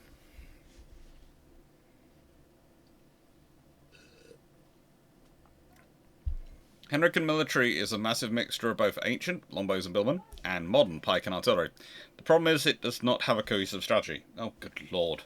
Look, Henry VIII was an ideas man. He was not a strategy man or a cohesive anything man. If you want to see a good example of that, look at his government. The only time he actually has cohesive strategy come about is when he can give the idea to someone else. I would say a good example of that is the forts he built around the UK, the artillery forts to defend the various points around the British Isles. They really do work quite well.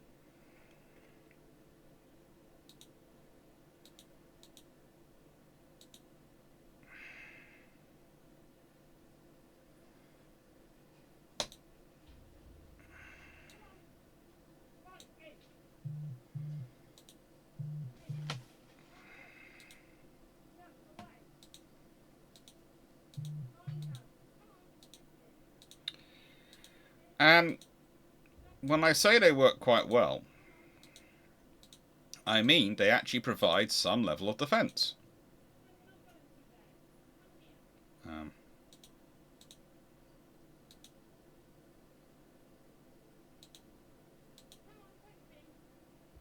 Which was unexpected, really, because let's be honest, this is a Henry VIII plan, and as a rule, they don't tend to supply much in actual real return.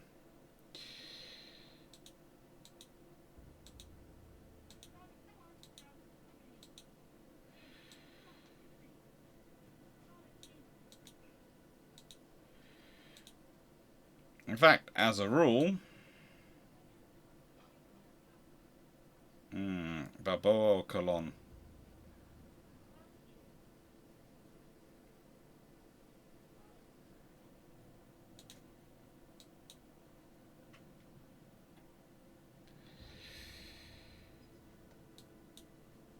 How many ports do I have?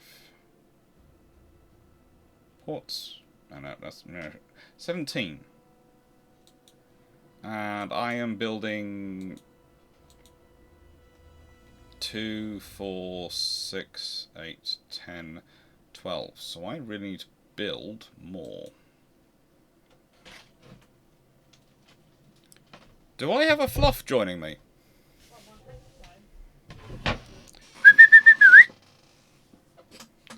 Sorry. I think I'm getting a poodle joining me for a second. Or a corgi, I'm not sure which. One of them seems to be getting invited in. I'm sorry. Would have come, the other one.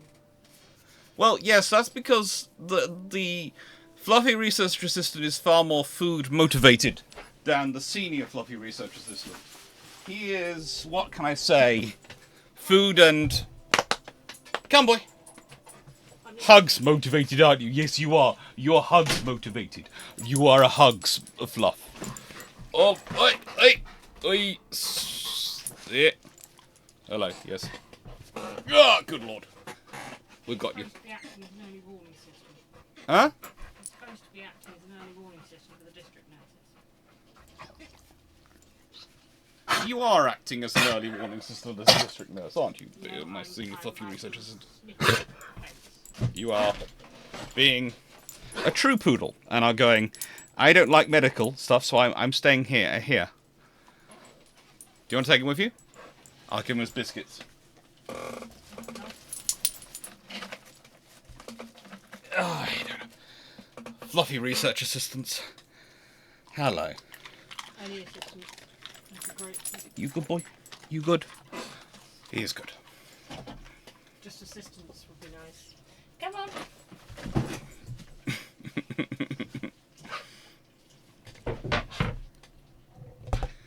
I don't know.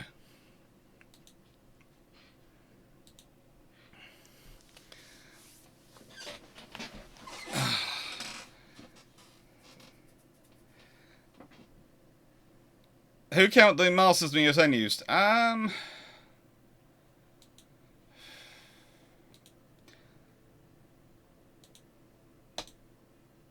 Honestly?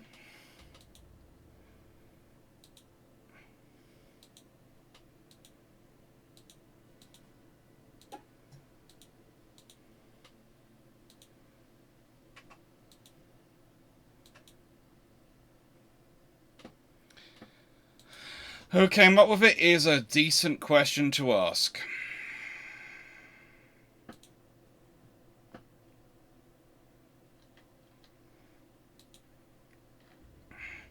So have I got one in Boston? Yes, it's Boston, Philadelphia, New York, Portland, Norfolk, Charleston, Wellington, Dutch Harbor, Seattle, San Francisco, San Diego, Balboa, Cologne, Miami, Tampa, and Pensacola. And so I'm looking for, I've got Boston, Philadelphia, New York, Portland, Norfolk, Charleston, Wellington, Dutch Harbor, Seattle, San Francisco, San Diego, Pensacola, Tampa, Miami, I think what I might want to do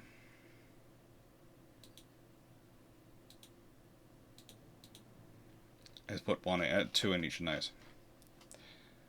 Let's go check the finances, because they're probably terrible about now. They are.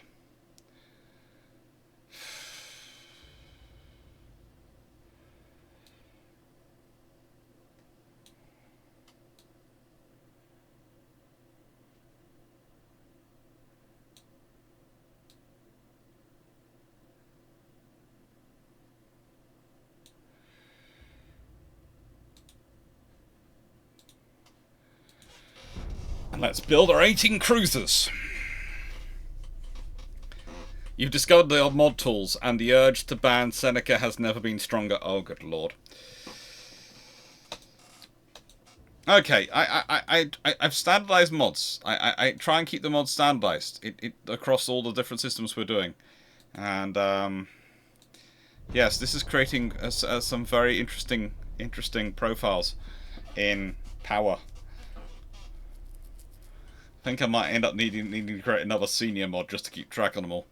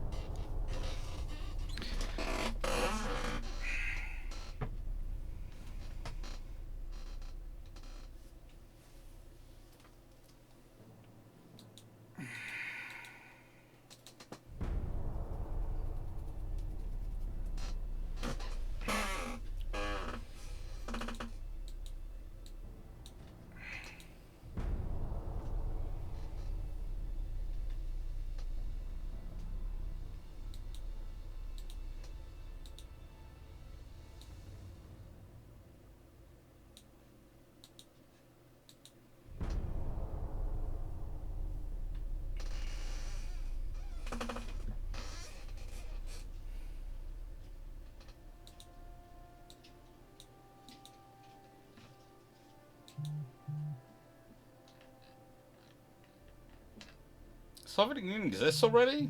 What happened? Let's go see. Spanish Empire. We're not doing too badly. Active fleet. More active ships than the Spanish. They have mainly light cruisers.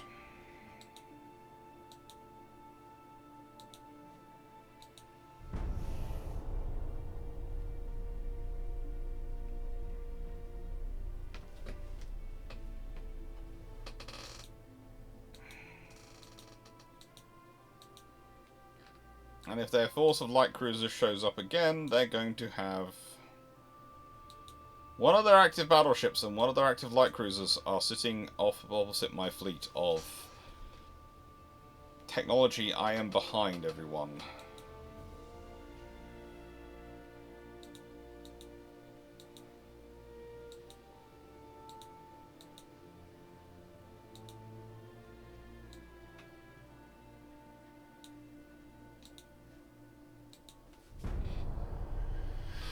I'm going to need to start investing in that, but first I'll have to get the finances up close to what they were and they need to be.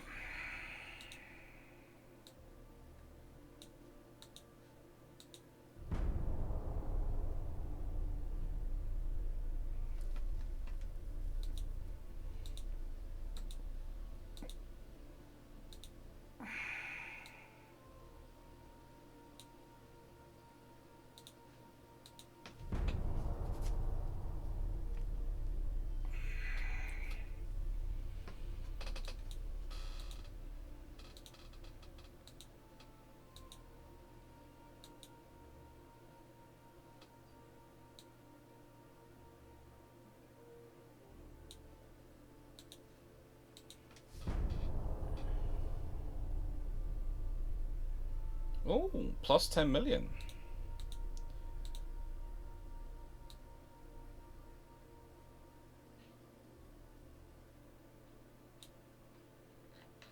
Costa Rica.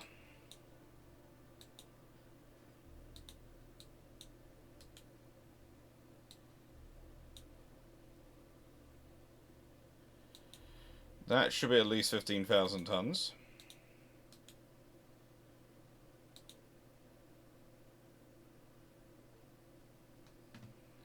I'll move those as well shortly. See if I can't combine all together in one force. And what we're going to do with finances.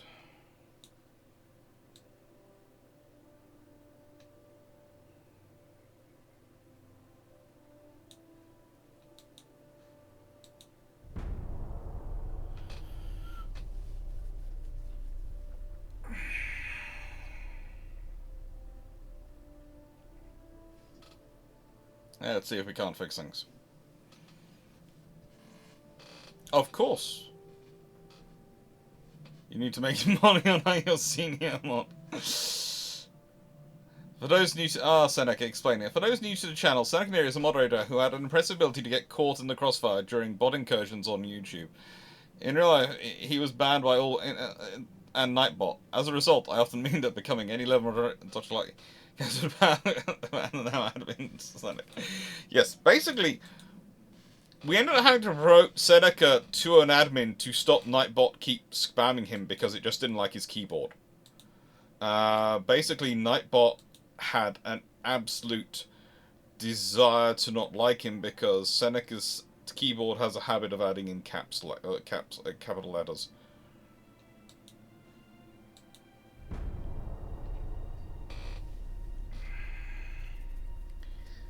I don't like being behind on the tech stuff. I need to try and push forward a bit.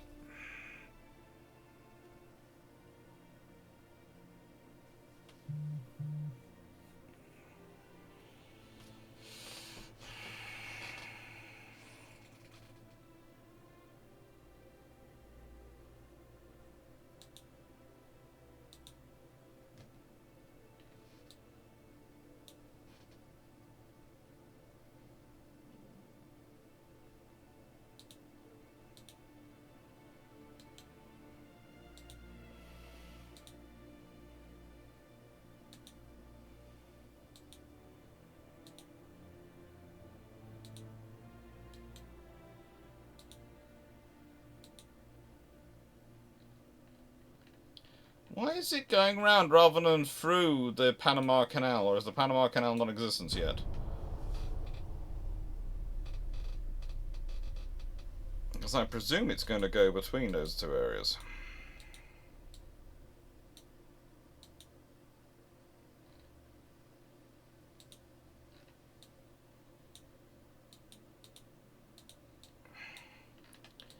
Actually, I want you to go to Cologne. And from Cologne, you, St. Louis, will go to there. I'm going to join up with this fleet, which is a very high repair priority and is probably one of the most powerful formations at sea at this precise time.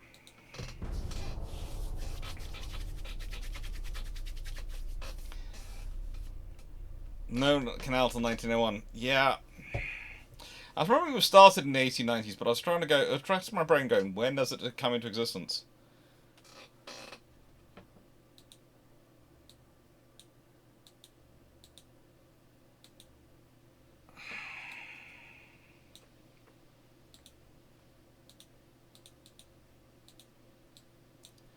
Right, let's go wind up the Spanish a bit more.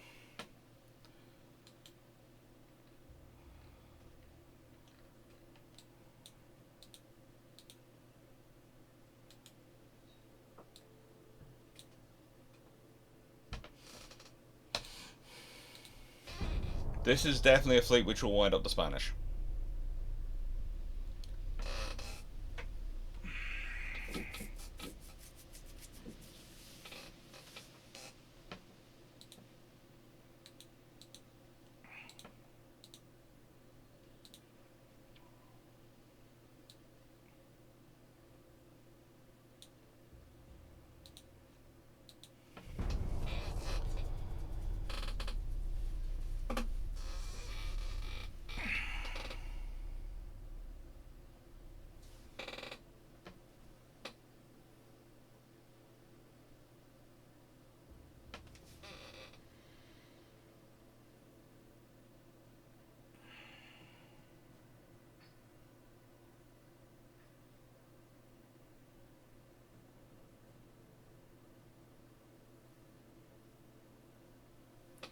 I'd love to say Navy, but let's do that.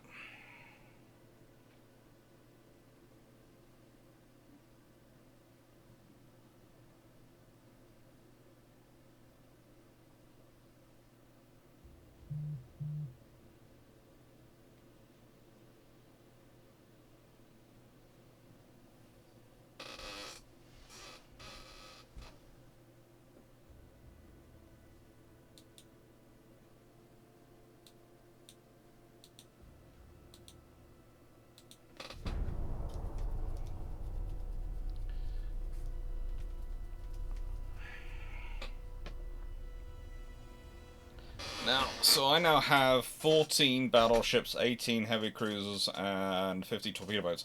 I must have a balanced fleet for America.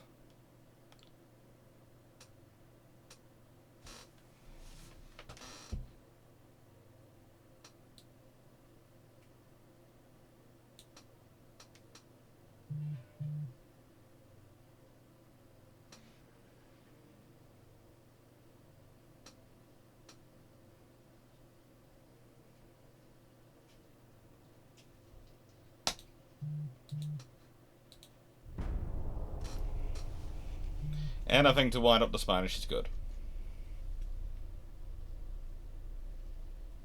I'm pursuing a historical course.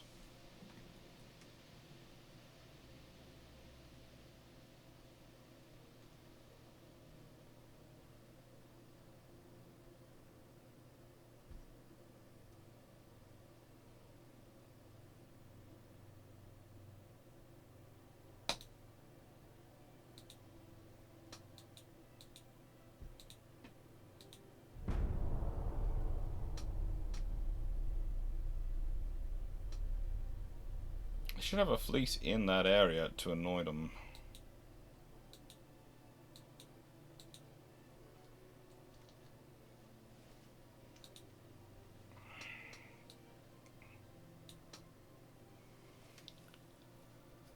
So let's see.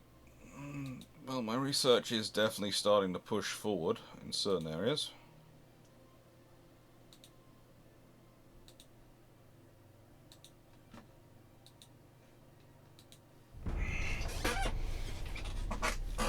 Is it the areas I wanted to push forward in?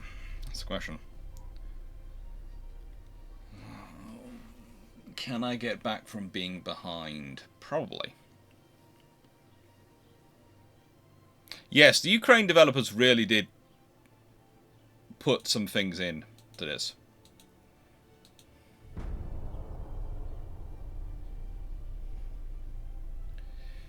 So far, we haven't had much, but I think we're starting off quite well for this mission, this campaign. And yes, I know, I'm just doing a lot of next to just get it, because again, it's the joy of this game. It's almost tempting sometimes to play some of the bits offline while you're getting it started. But that's the thing. Sometimes what you can do, the best thing you can do is nothing. There are people who try and do something in every single turn, and I look at them and go, but are your fleets ready? Do you have the things ready to do it? No, but I'm trying to do this. Well, that's not going to necessarily be sensible. Sometimes you've got to give it time for the research to mature. Sometimes you've got to give it time for the ships to mature. Sometimes you've got to give it time to just to go, right then, what do we actually have available?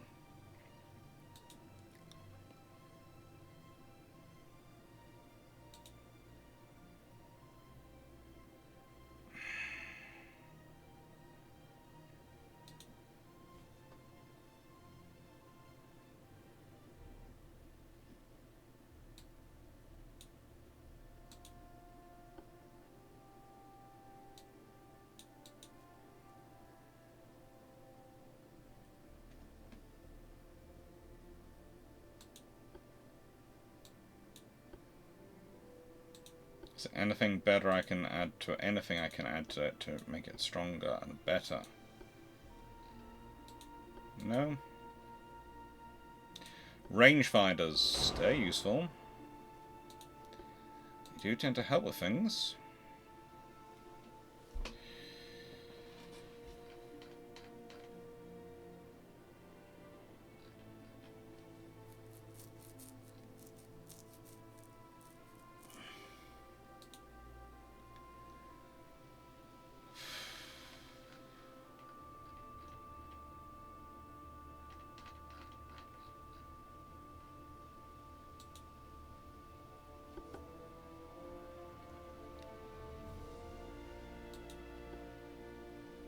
We'll do that upgrade on some of them.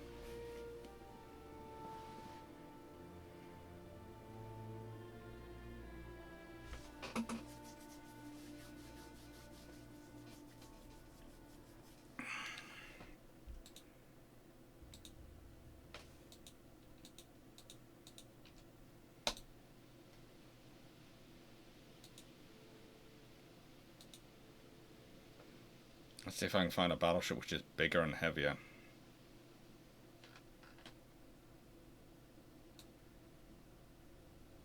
Oh, I can. So if I make its beam narrow, its draft narrow,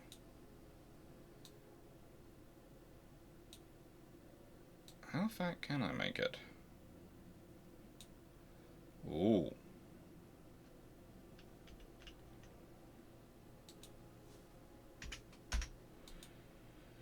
I want an 18-knot ship.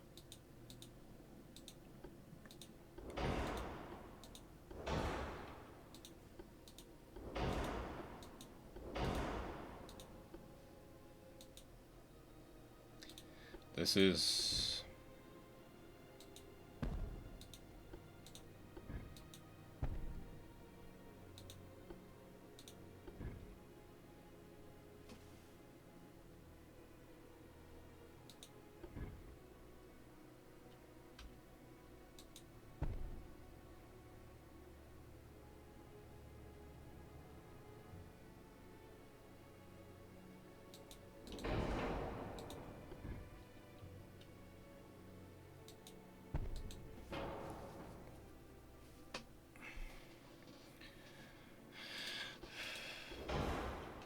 Ooh.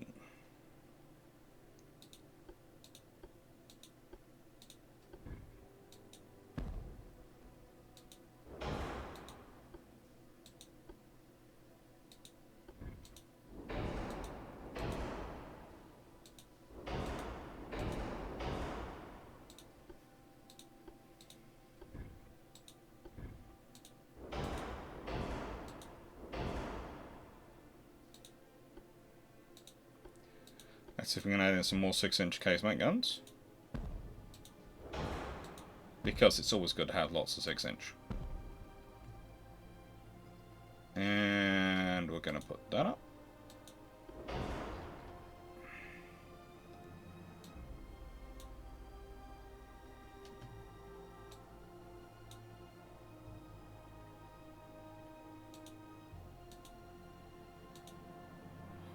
(13.5-inch).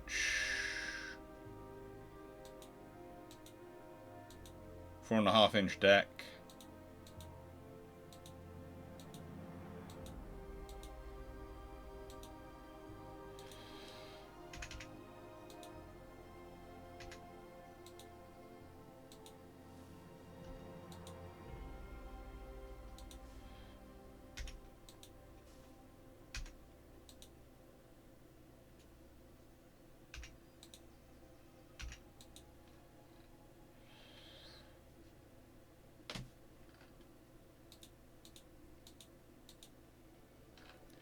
Anything else? Oh, we want to have increased shells, definitely. Enhanced reloading. White powder, definitely. Base fuse. Standard ratio. Increased ratio. Got 30 tons left.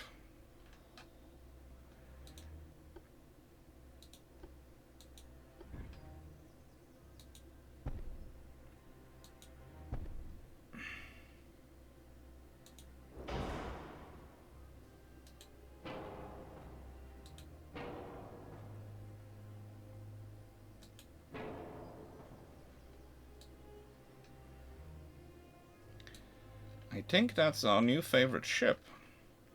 Illinois class battleship. Looking even better than the previous ones did.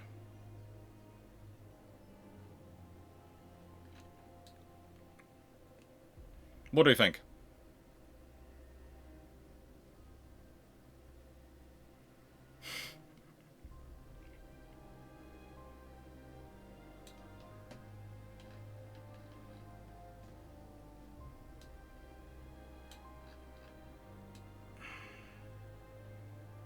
Do we think the Illinois will be cute enough? I think so.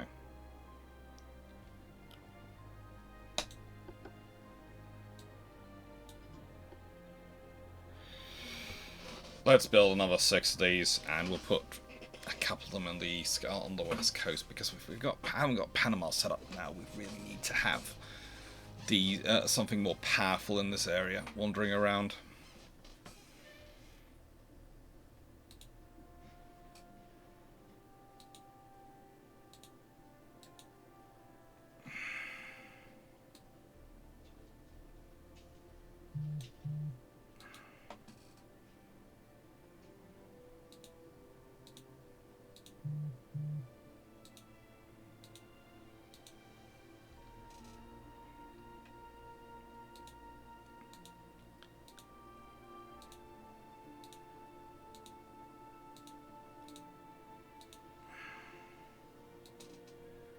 And that should be enough. Oh, USS Texas.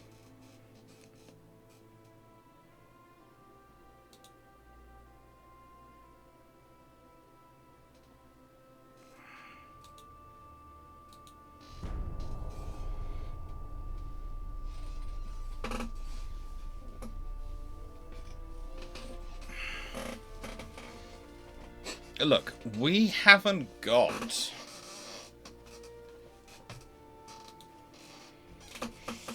a lot of technology to back us up, so we have to go for actual mass. This is the trouble, politicians. This is the thing I'm trying to make the point to you. We have to have actual mass to back up our forces, because we don't have technological edge.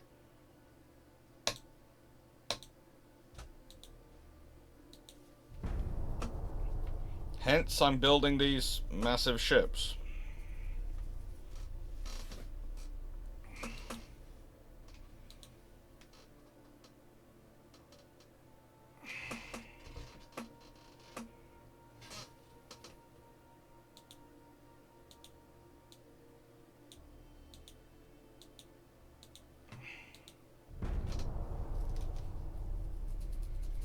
This should be a capable ship. This should be a capable fleet. But again, it's the scenario where you are literally building ships at this precise time, and you're going, I'd like more ships. I really would.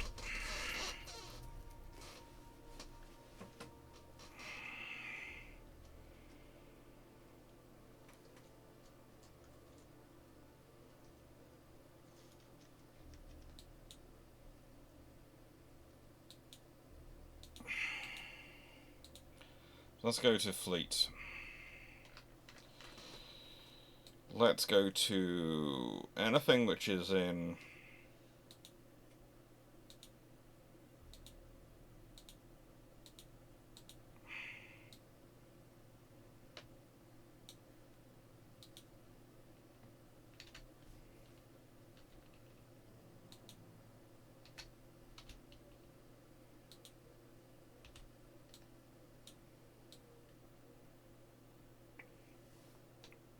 going to mothball those.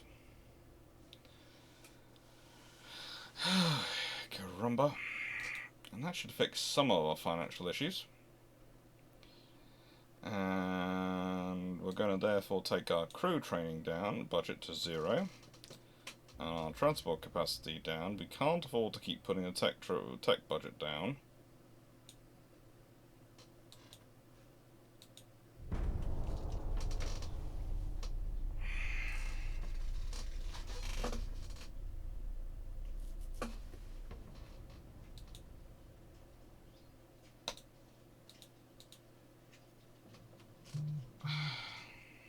No. No. Nope. I'm not selling off any ships at the moment. I am just concentrating on building them. Full control of the Virgin Islands. Whoosh.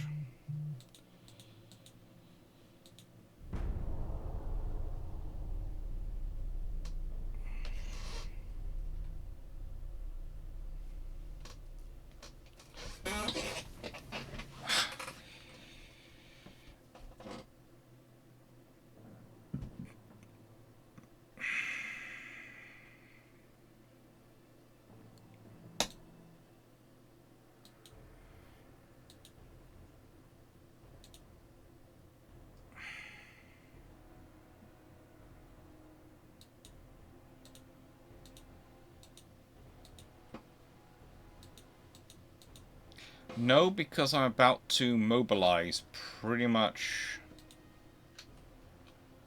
everything that's mothballed.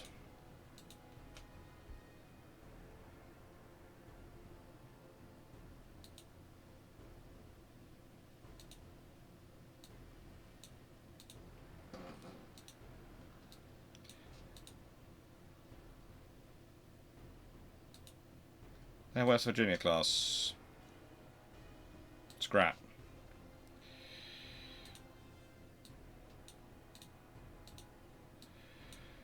It's not allowing me to do in group. I could do.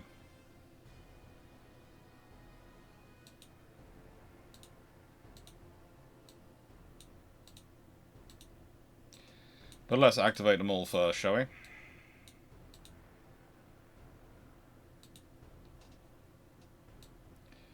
I do remember there was another system.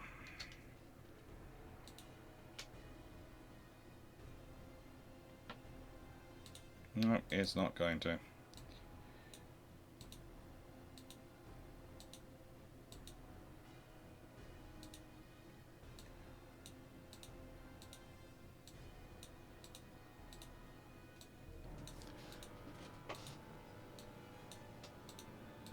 Hey, caramba. This is the one problem with doing the mothballing thing to save money.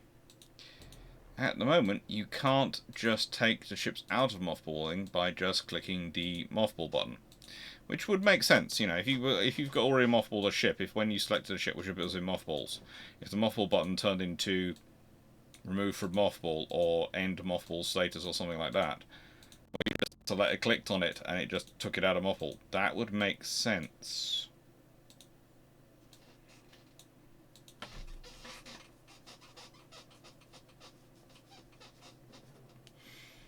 I'm still not sure about the USS Cowslip. That seems like a bad name for a vessel.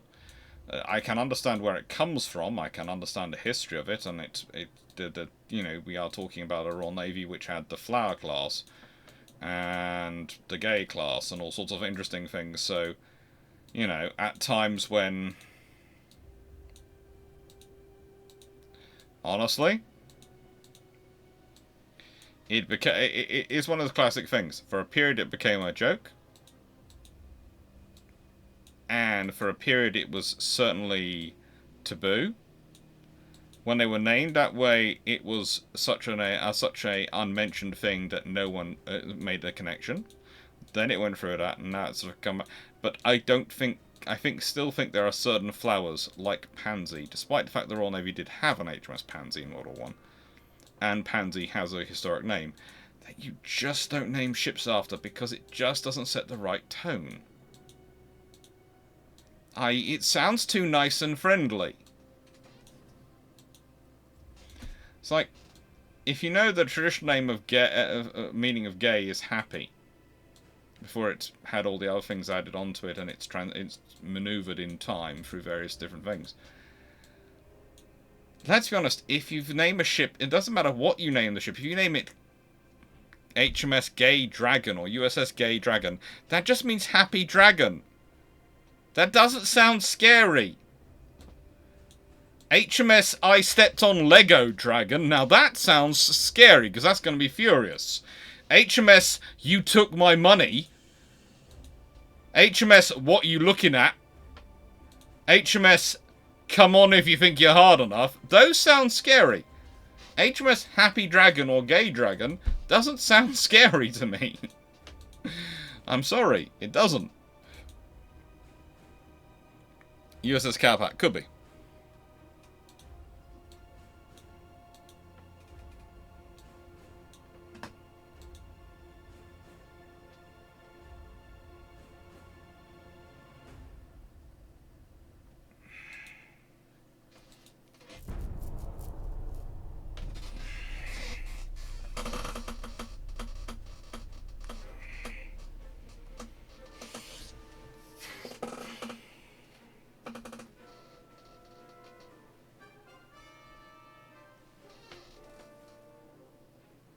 I think that's general sort of... Sorry.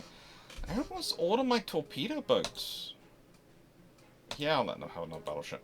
I shouldn't because of the current finances and all the things in terms of construction space, but, you know.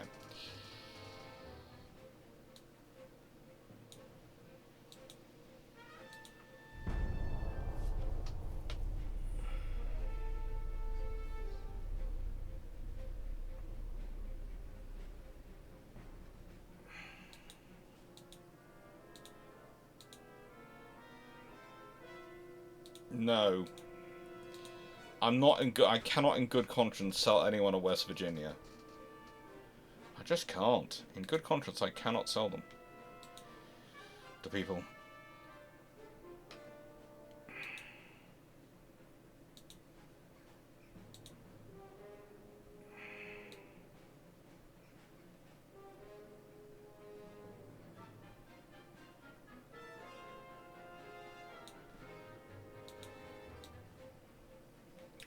Technology average.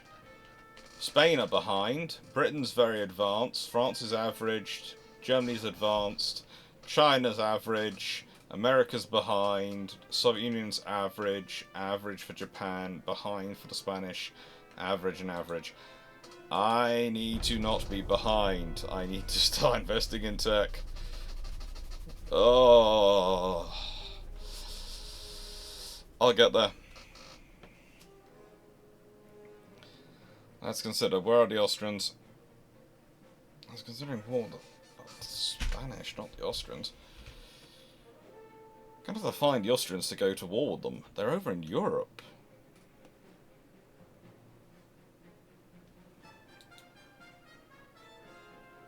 No.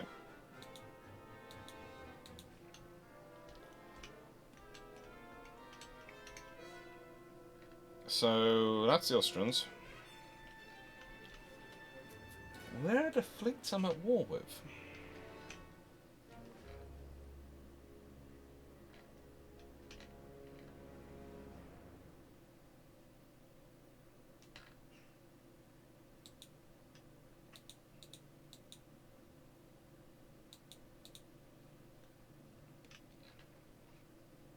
That looks like Denmark, not Austria. That's the Austrian flag. Yeah, that's the Austro-Hungarian Empire. Where are their navies? That's the Danish Navy.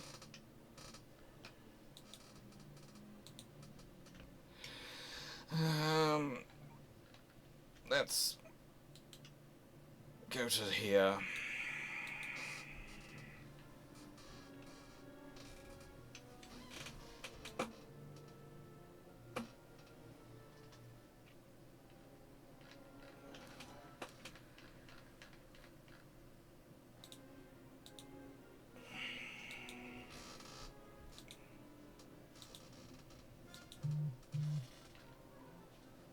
Boilers, engines I've still got some work on going on, so what else do I want to put some investment into?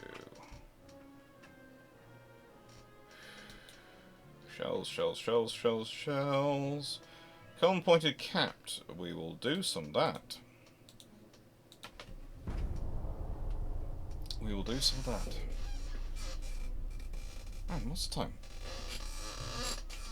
Time for me to go to the late afternoon lunch, I think. So, let's see. Anything happening interesting if I click it through?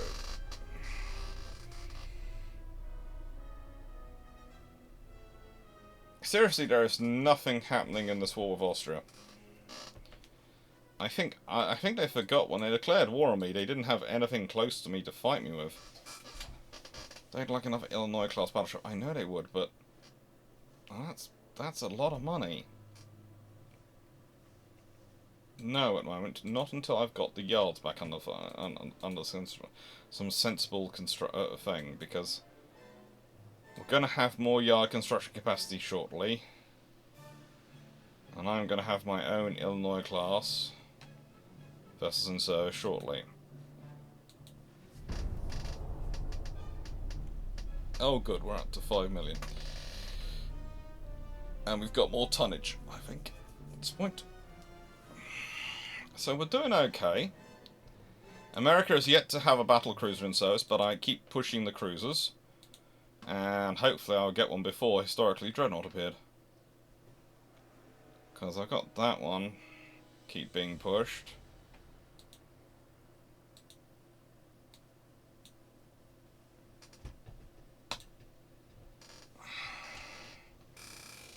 I'm not at enough tonnage yet. Finances, I'm at negative 5 million. Ouch. This is not good. But we will sort it out.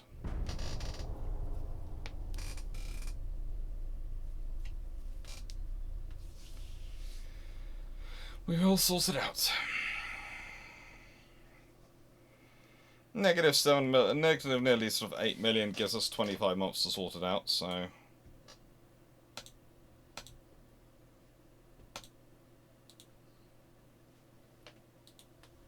And those will be built in 10 months.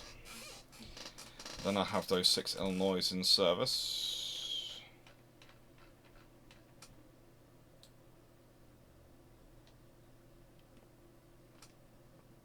That's all going well, I think. Nebraska, Kearsarge, and Nevada are all at low fuel status, which is not so good. What's at low fuel status? Basically the entire fleet, barring them. So I need to find a way to fuel those up.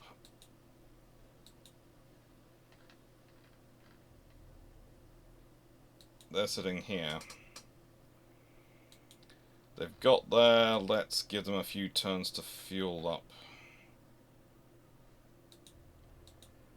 It's a shame if Britain was my ally again.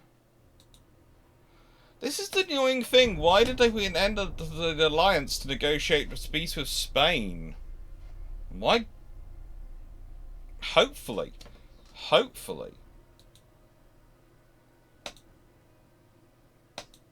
Oh, good. Better relations with with Britain.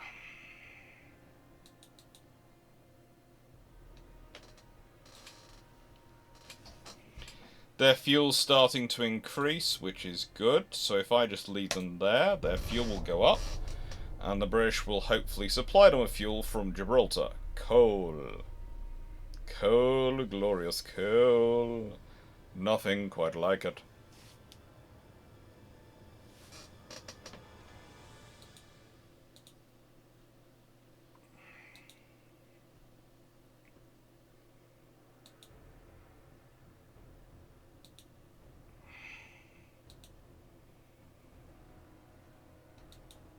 You always need more coal.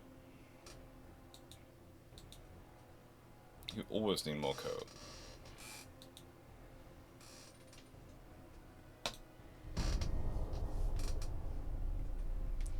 I'm not sure how. My monthly balance is technically negative, but my naval funds keep going up every month. I'm guessing this is because ships are being finished being constructed.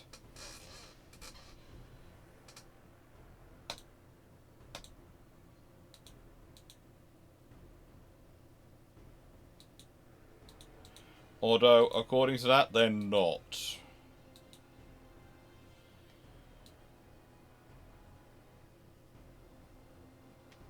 But there were some before the Illinois, so I think they have been.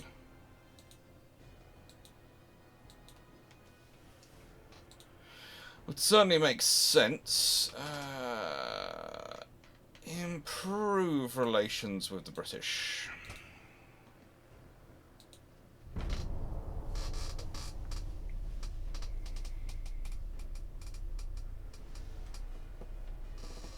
Hopefully, very soon. We found all ourselves.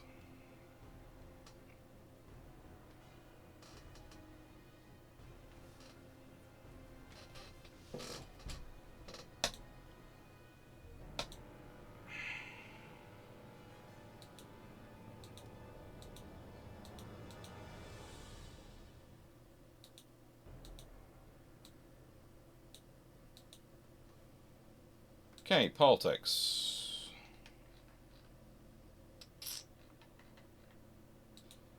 Naval invasion. Oh! That's... I'm going for the Balearic Islands.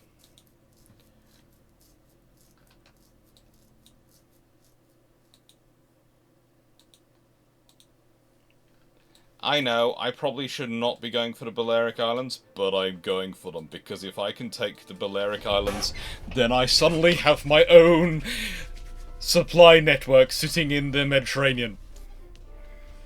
And then I can finally deal with the bloomin' Austro-Hungarians.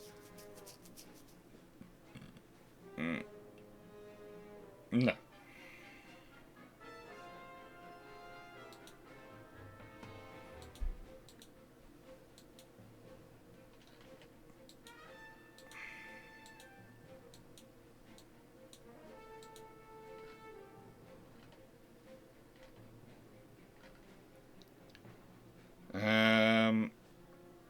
I should be able to do that. I think the Spanish should be coming out in force. There's a convoy issue as well down here.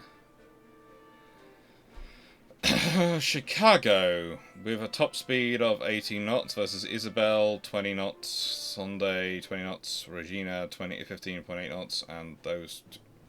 That's a heavy convoy for 2 merchant ships. I don't feel like getting involved in that. Ah, the Austro-Hungarians have turned up. This is not necessarily the sensible maneuver for you, you thought it was.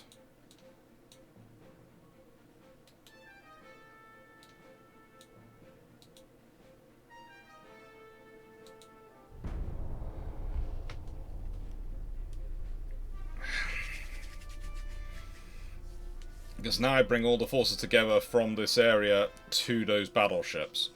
So I can then sort of set them up and go, yeah, do you want to fight this?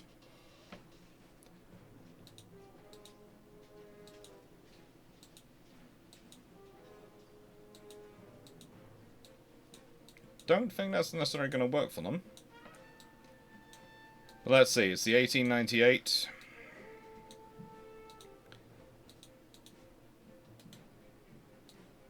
You join them. You join them. Oh, why are you in battle? That's annoying. You're off doing sea control stuff, aren't you?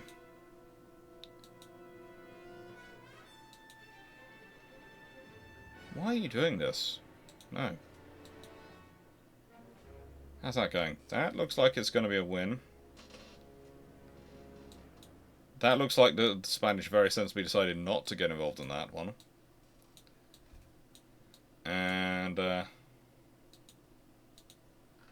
yeah, what taking you all down? And we're taking you down as well. And we are forming up a fleet, and then you're going to go and engage the Austrians. Because I think that's how we deal with these things. And then I go get food.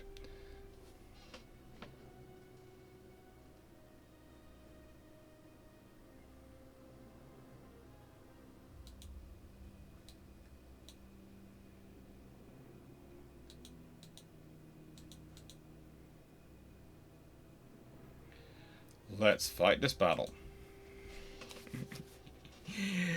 Oh, this is going to be an interesting one. Last battle before lunch. I think there could be a couple of battles before lunch, actually, at this rate. Which definitely means the live is going to be... Tonight's live is going to be about 8 o'clock. It's going to be book packing, more questions answered and box packing, because I've got the books down, I've got the bottles sorted out, I've got I will get the boxes set up for the bottles.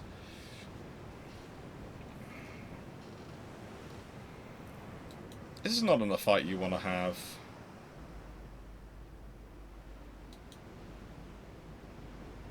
Why are they mixing in? Why mix them in?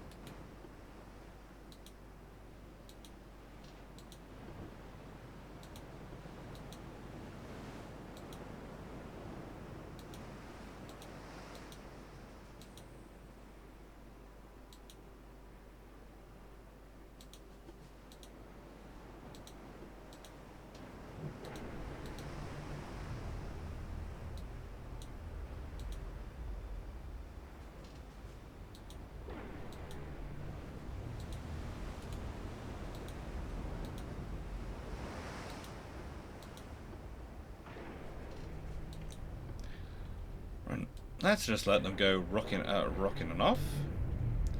South Dakotas go off to engage. Actually include South Dakota this time. And New Mexico's, all of you, you can do a maximum 15 knots, so just be happy I brought you along. Be happy I brought you along is basically your motto for this entire mission. Be happy I brought you.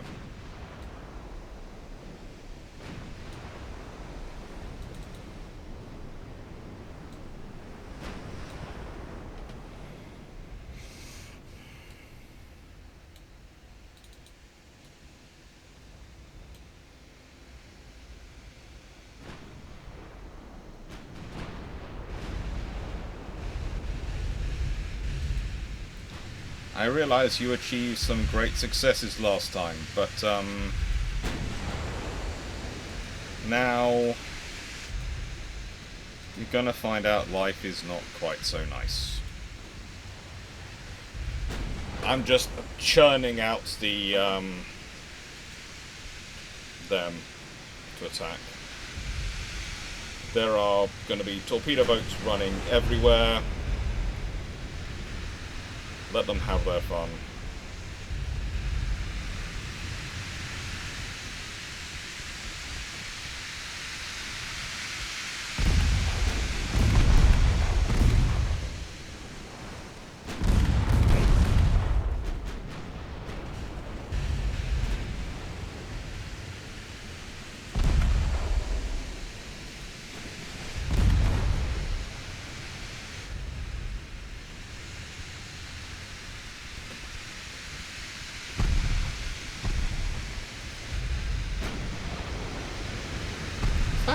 Vessel stopped. I still don't know why you're doing that, insisting on doing that. Let's do this.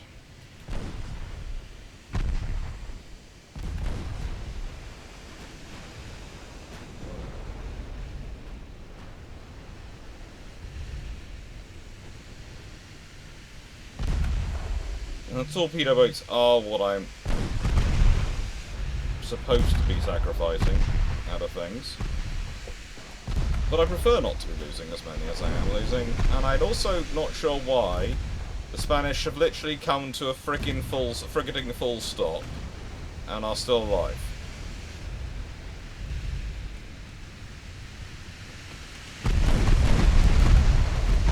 Literally doing circles in the middle of two converging American fleets, and it's not getting hit. I realise my fire control is not that great, but oh good lord. Okay, well their heavy cruiser's gone. Okay, now concentrating on light cruiser, please. Oh, there are some torpedoes coming in from a torpedo boat. And they missed. Despite being launched from directly on top of it. It is now starting to look quite bad for Vigilante. That is going down. I realise this is mob rule, but mob rule is effective. And the final vessel, the torpedo boat, is alive.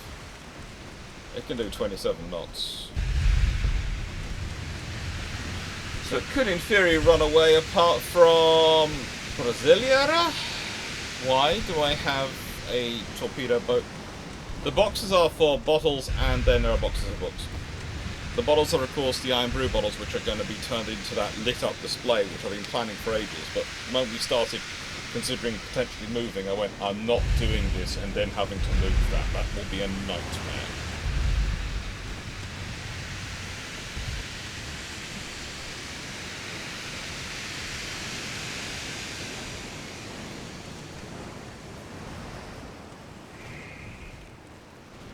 I'm gonna probably end up putting it up on my railway, up on my the stairs. I think probably,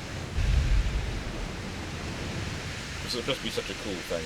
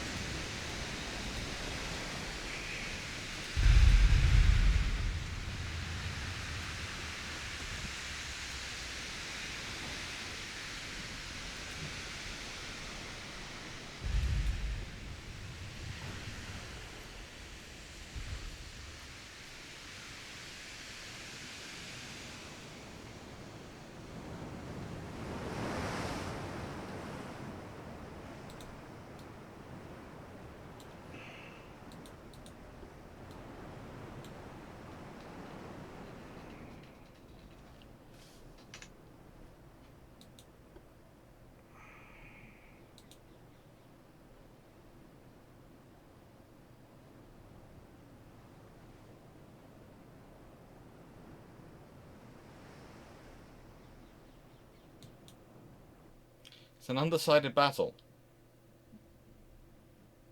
It's not going to be a skeleton staircase. It's a solid staircase. So there again, I might get it changed around. I might change it around myself. Honestly, it seems to be just a bolted onto the wall staircase construction. I'll have a look at it once I'm in there properly. But in which case, I will probably do some modifications to it over time.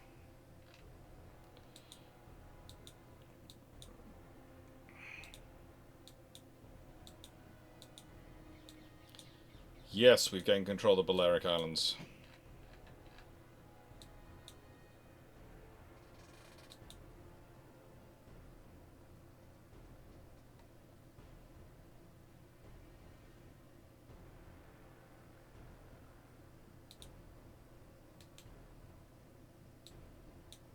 Let's move all the torpedo boats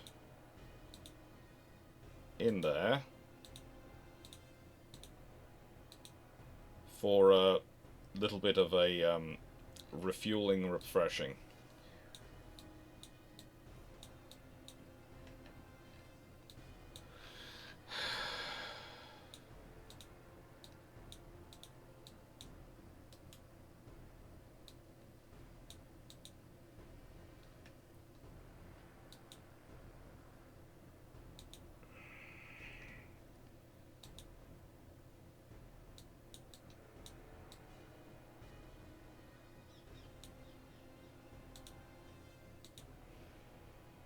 Do I fancy southern Spain next month? I don't think I have the resources to invade southern Spain next month, but it would be tempting.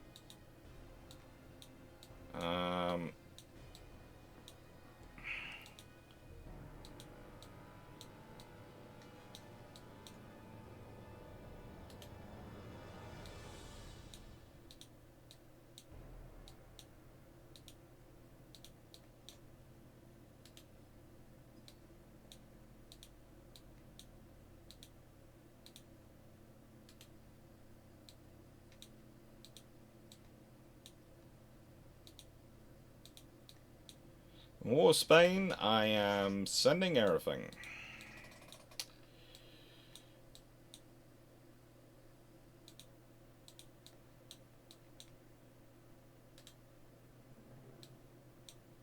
To Alaska.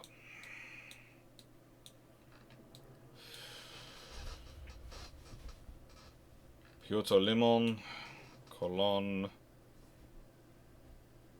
Balboa, yeah, they're okay.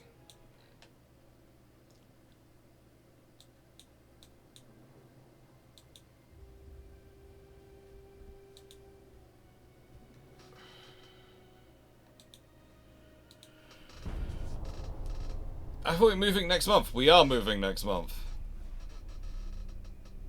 Modifications over time somewhere. Look, the thing is, it's going to sound strange, but I want to...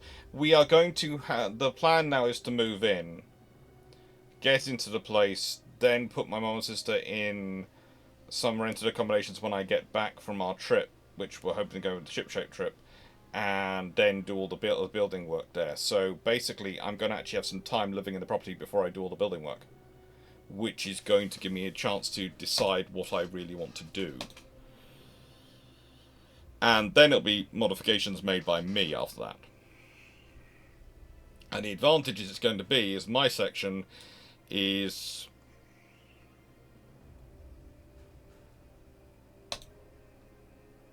going to be basically it's going to be my section to live in, so it's going to be sealed off from the rest of the family. So if I want to rebuild a staircase, I can do that. I am considering inserting a sort of climbing wall scenario up the staircase, so I can do some upper body workouts up and down. I'm not sure about that.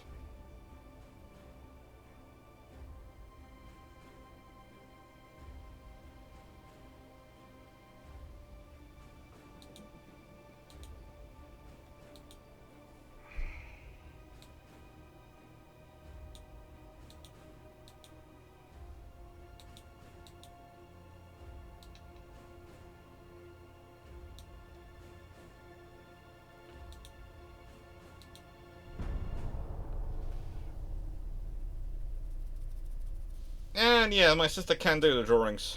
So that is always an advantage. That's the good thing of having a chartered civil engineer as an elder sister.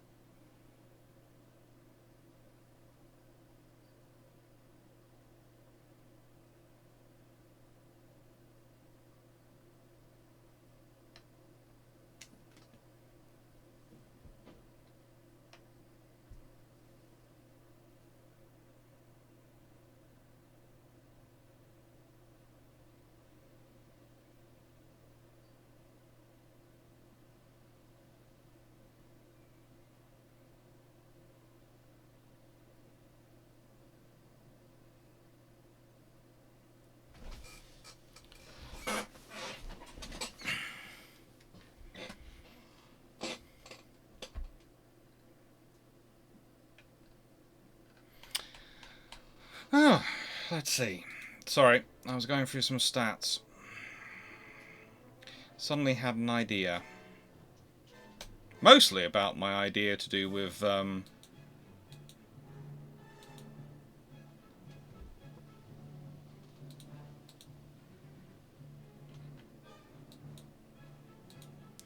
it's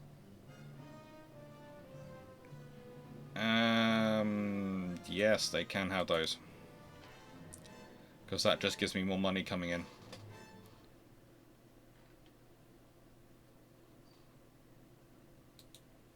Why do I have 5 battleships sitting in here? What? Ambush.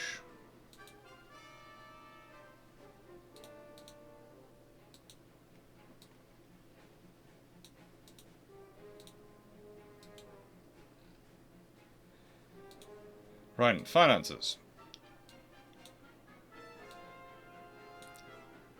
Yowza!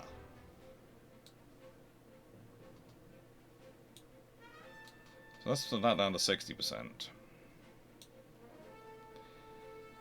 Still heavy, but we'll see. We'll see what we can do. And let's go for politics. Let's go for naval invasion of Spain. What can I do naval invasion wise?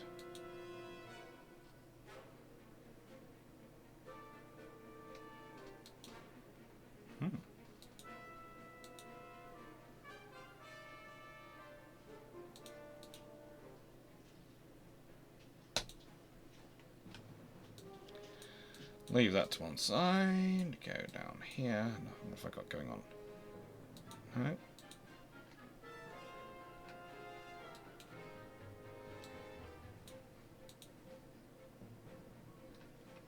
What's annoying is I can't just designate go find that fleet, because that's what I would have done historically. Is this... Where's this light cruiser going? It's going through the Northwest Passage! Goodness gracious me.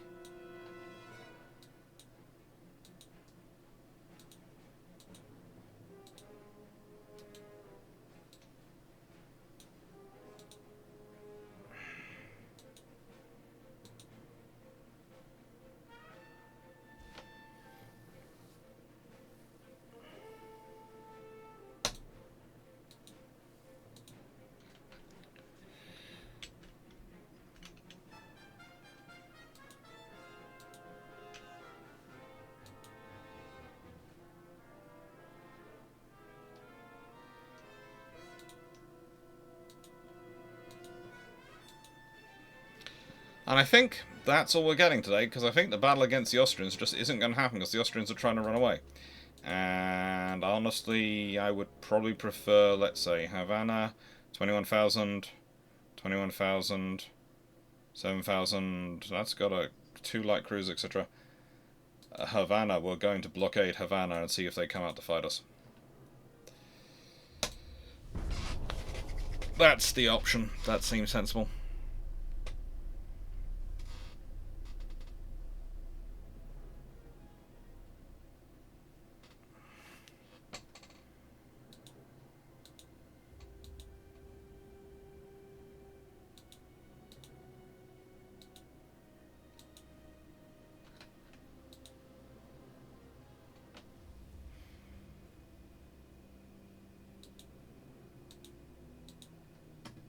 Basically, I'm financing these wars at the moment by selling ships rather than building my own ships, which is not a good thing to do. But it works for the moment.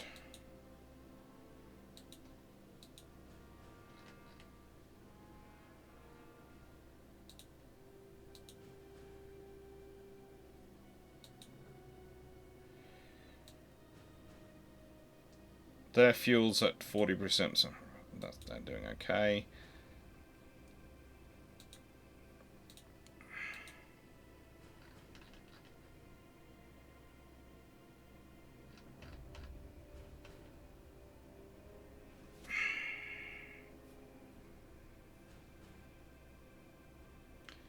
Is that Montana? Is she a West Virginia? No, she won't be West Virginia. Shut up, speed's 18 knots. She's not a West Virginia.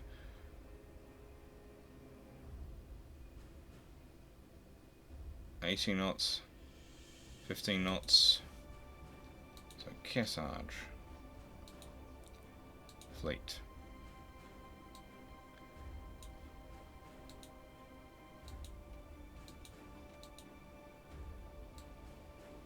Right, they are repairing. West Virginia. Scrap. West Virginia. Scrap. I know I should probably keep them because they're out there and they're actual assets in the battle zone, but if I scrap them, that gives me more crew, which allows me to help anything which is in a low crew status.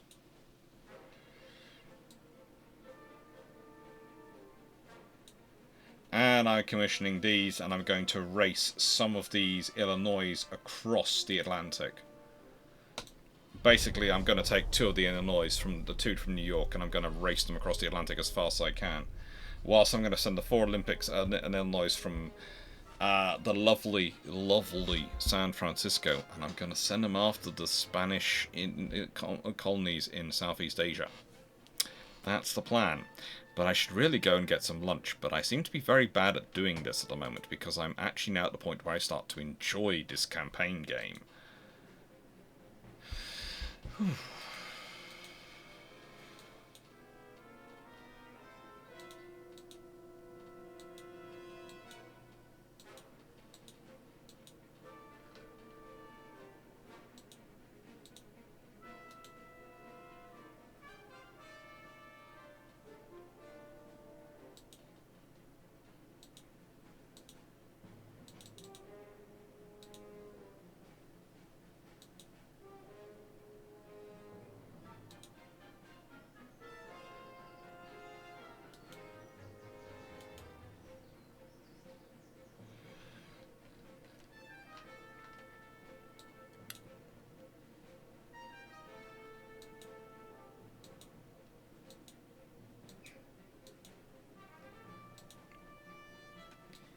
Let's go see if in New York there are sitting 2 battleships. Yes, there are.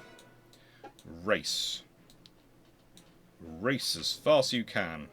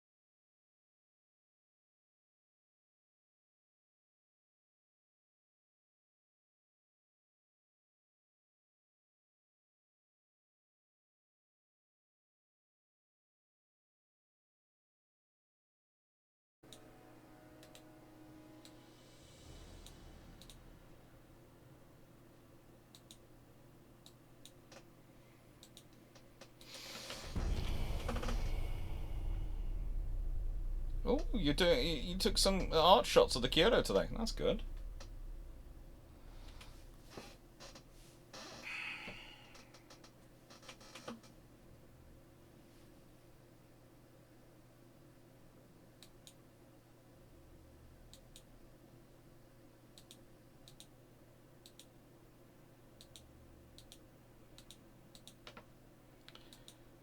Right, let's get rid of that one. And where should we put this?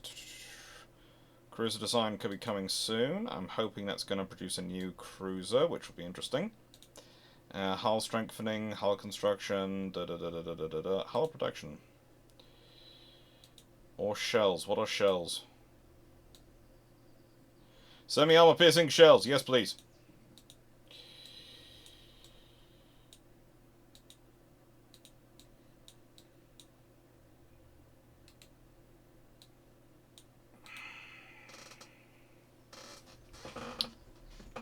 So we'll do that. We'll take them off the Germans. Take some low-hanging fruit off them. You can stay on sea control duties.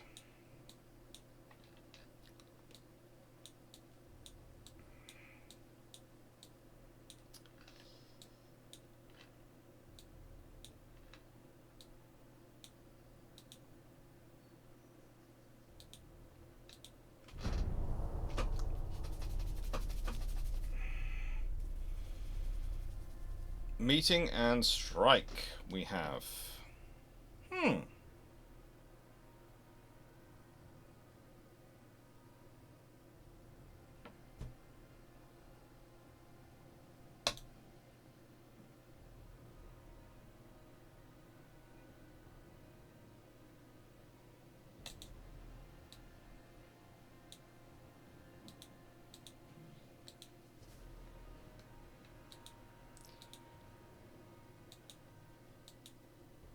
Oh, I'm now allowed torpedo boats up to 500 tons. They'd like to order... No.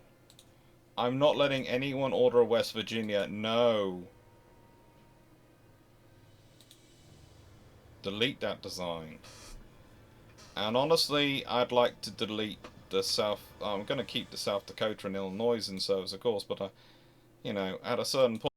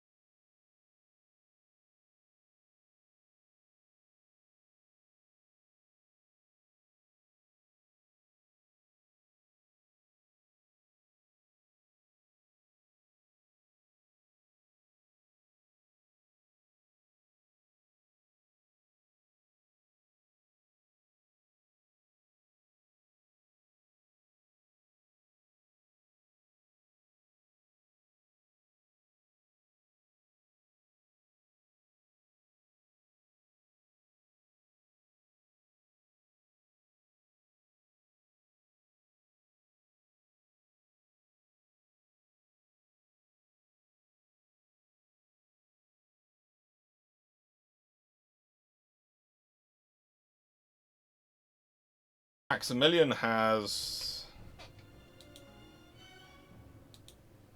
This is going to be a battle, then I'm going to get some food, because it's now nearly 5:30. And that's very bad of me. Very, very bad of me.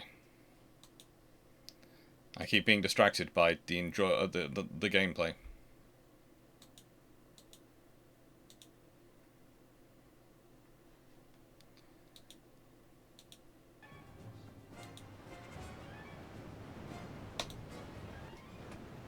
So, let's pause this.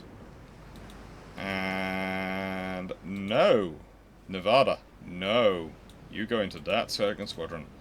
And the fast ships.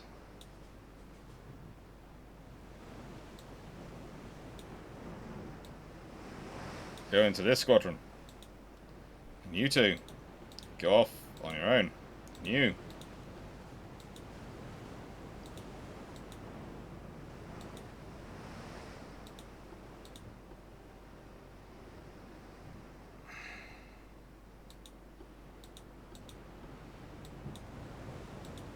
And you.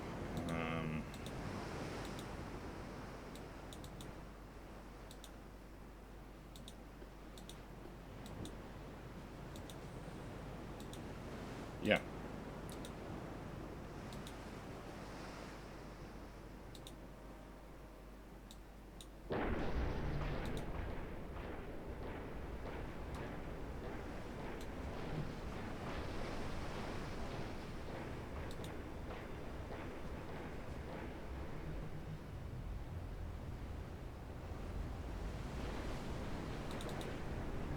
So we have Iowa,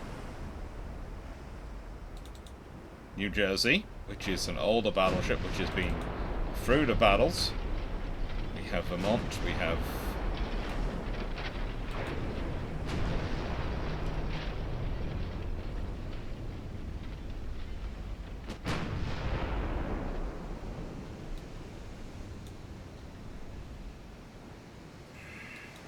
a good set of ships.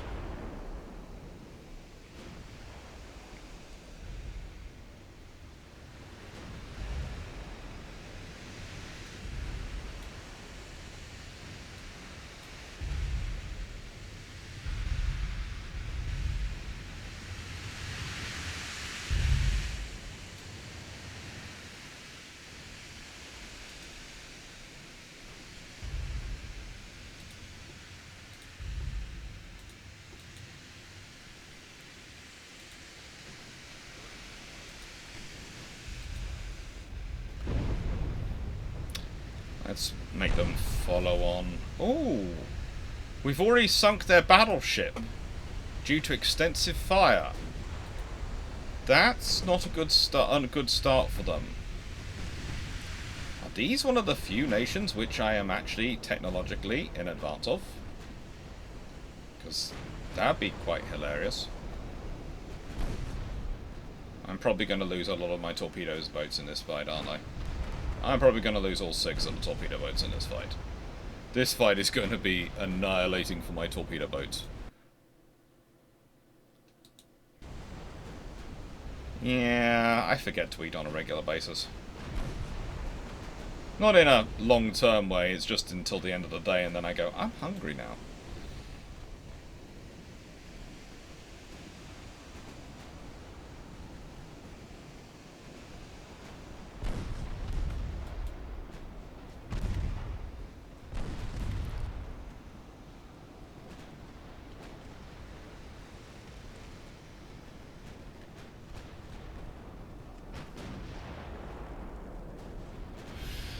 Screen did buy time for me to disengage. The St. George sinks due to heavy flooding.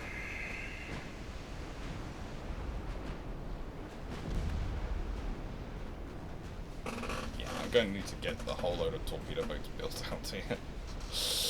That's the only thing I can do. I'm going to need to get the torpedo boats actually built out here. Only way I can do that is actually build the whole load and just deliver them straight to Mallorca.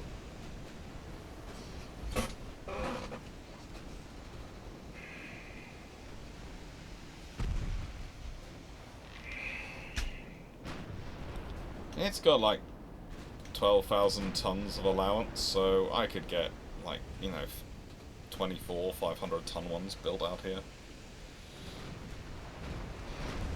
Let's go. Yeah. Deal with that.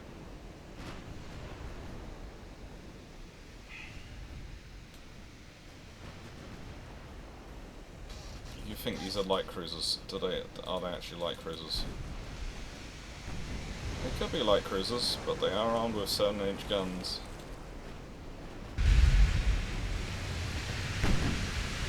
So for light cruisers, they are pretty hefty on their firepower.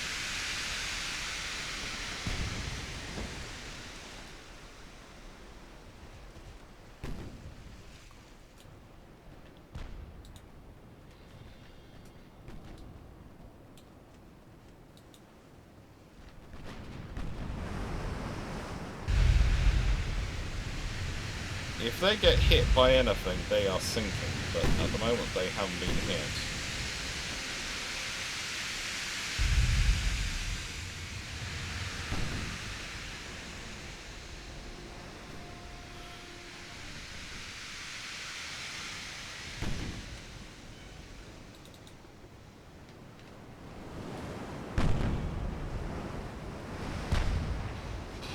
Try it. Go on, Gostis. Try. It's gonna keep trying. My sister keeps going past my door.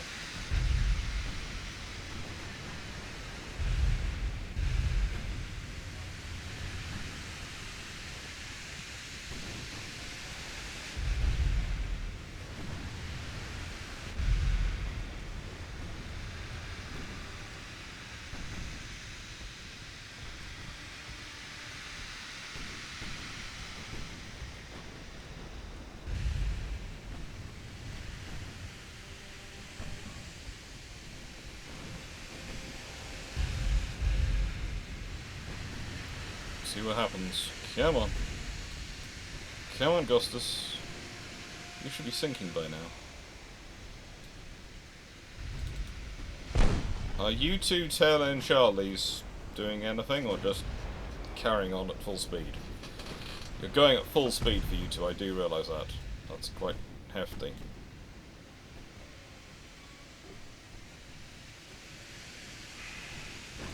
Oh, Gustus got hit by something.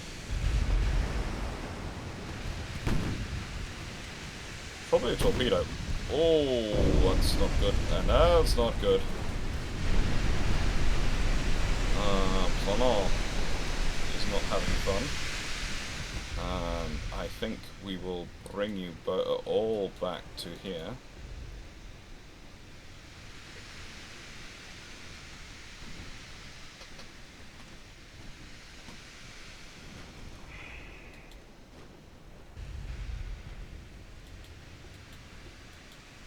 Costas is sinking, Planar is sinking, so let's bring you all around, because if we do, then we can bring you into range of the rest of the Austrian fleet, and we can start taking them out.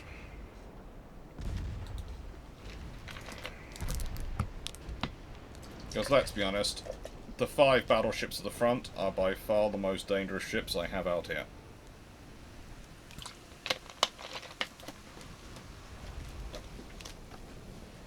Oh, one thing I will say on the food front. I never completely give out. There's, I don't know if you spotted them recently, the Cadbury's brunch bars. No, they don't sponsor me. Not even Iron Brew sponsor me, and I drink huge amounts of that stuff. But I found them quite nice.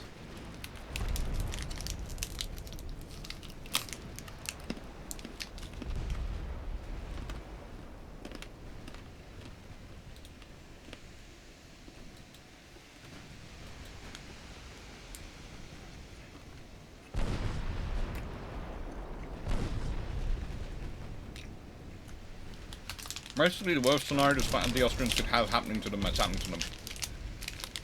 They've just caught up with the tail in Charlies, and they thought they were going to win. And the fleet's turning around on them.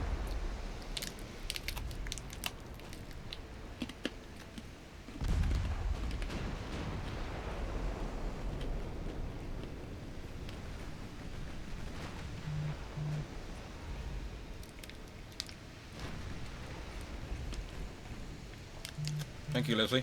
I'll look forward to them in a second.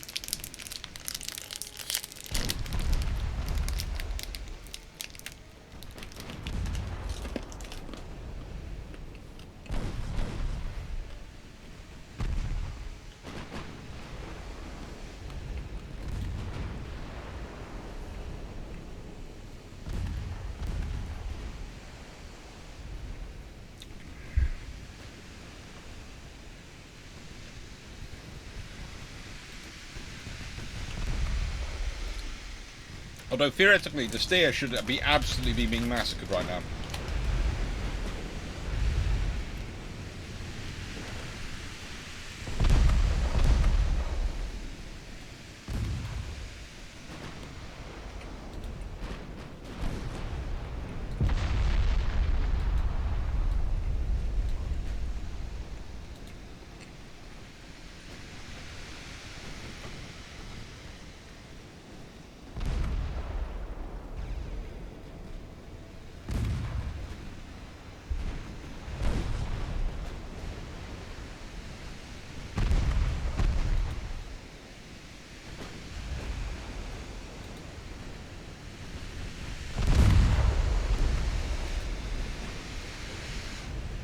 All out of torpedoes.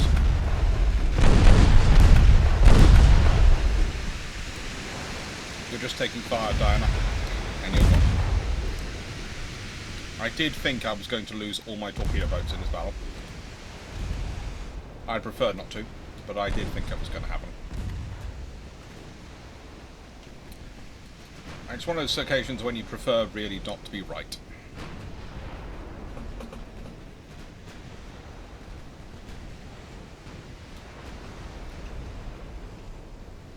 Again, look at this ship. It's boxed in. There's like 4 ships targeting it. There's like 12, 16, 12, hang on, yeah. 16 12-inch guns. Bracketing it, it should be... Oh, the Caltron's gone up.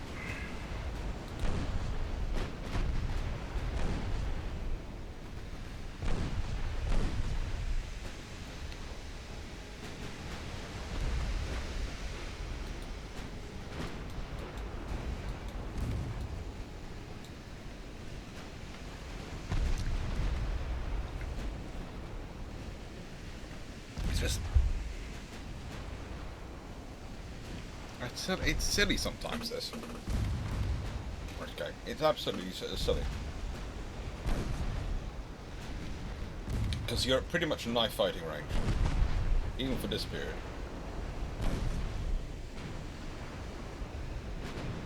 And yes, you're talking about guns which are mostly still being manually aimed. There's only a few of them with concentric directors aboard.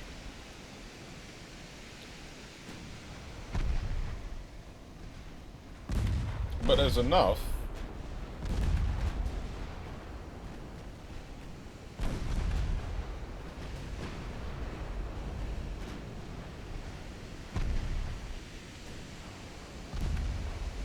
What is South Dakota doing?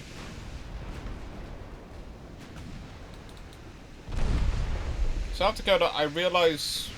Hang on, did I move you to that other group? I didn't think I did. Maybe I did. I don't think I moved South Dakota to the back of them. But there again, South Dakota moving to the back of them does mean that that cruiser coming up the rear no longer has any real chance. But I think myself, South Dakota's just taken herself there. Because I don't remember doing anything which would move her there. Oh good lord, that's the way to go. Let's get them cleared out the ship.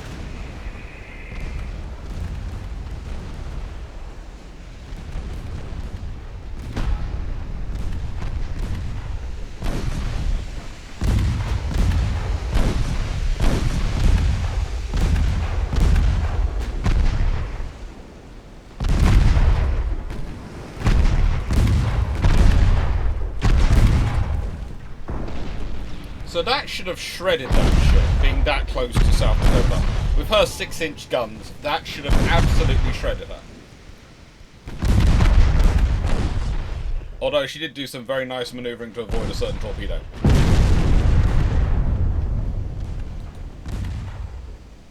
How has New Jersey moved back? I'm sure I did move New Jersey back to the second flight.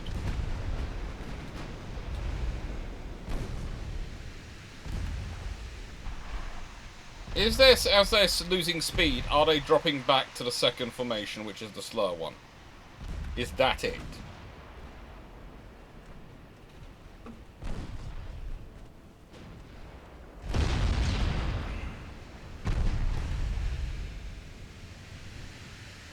That's gone. And there is one enemy ship remaining. Tiger's gone. Lawson is now in the center of the box.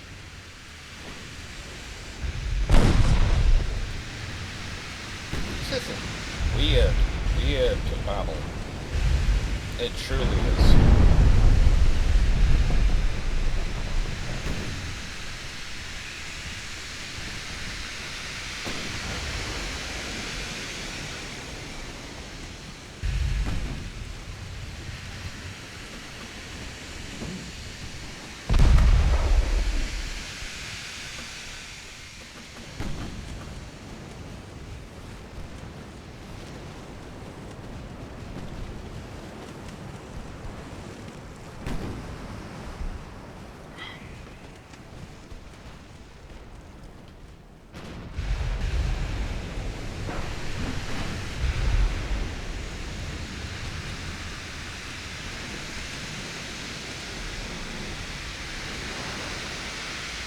I think I won that battle, and I think that's the end of today's video. And as I said, I'll be doing a live later. Hope you enjoyed. Hope you found it fun. And sorry if it's a points I stopped talking as much because I'm concentrating, but you know, I do get swept up in the battle occasionally.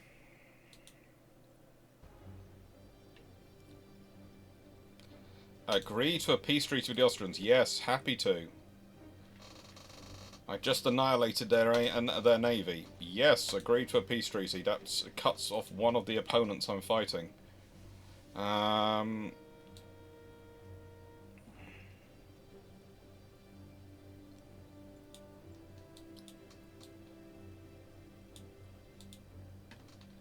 launching an invasion of southern Spain, and I have got nothing to do with the invasion with because it's all been sunk. That's a small problem.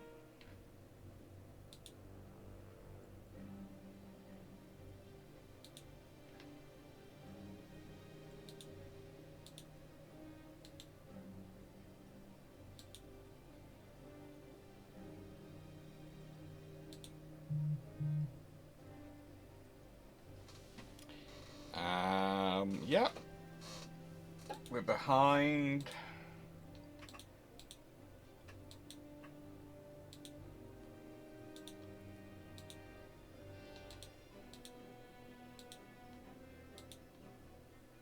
And that one requires me to put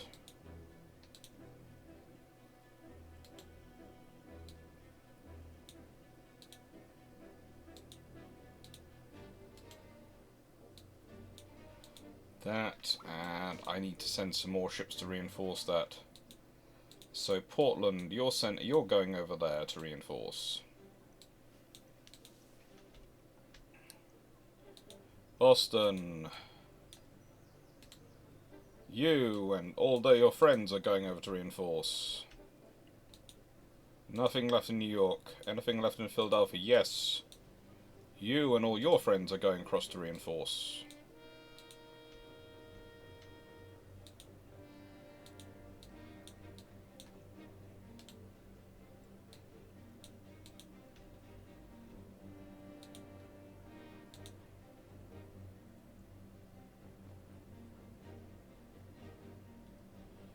They're out fighting.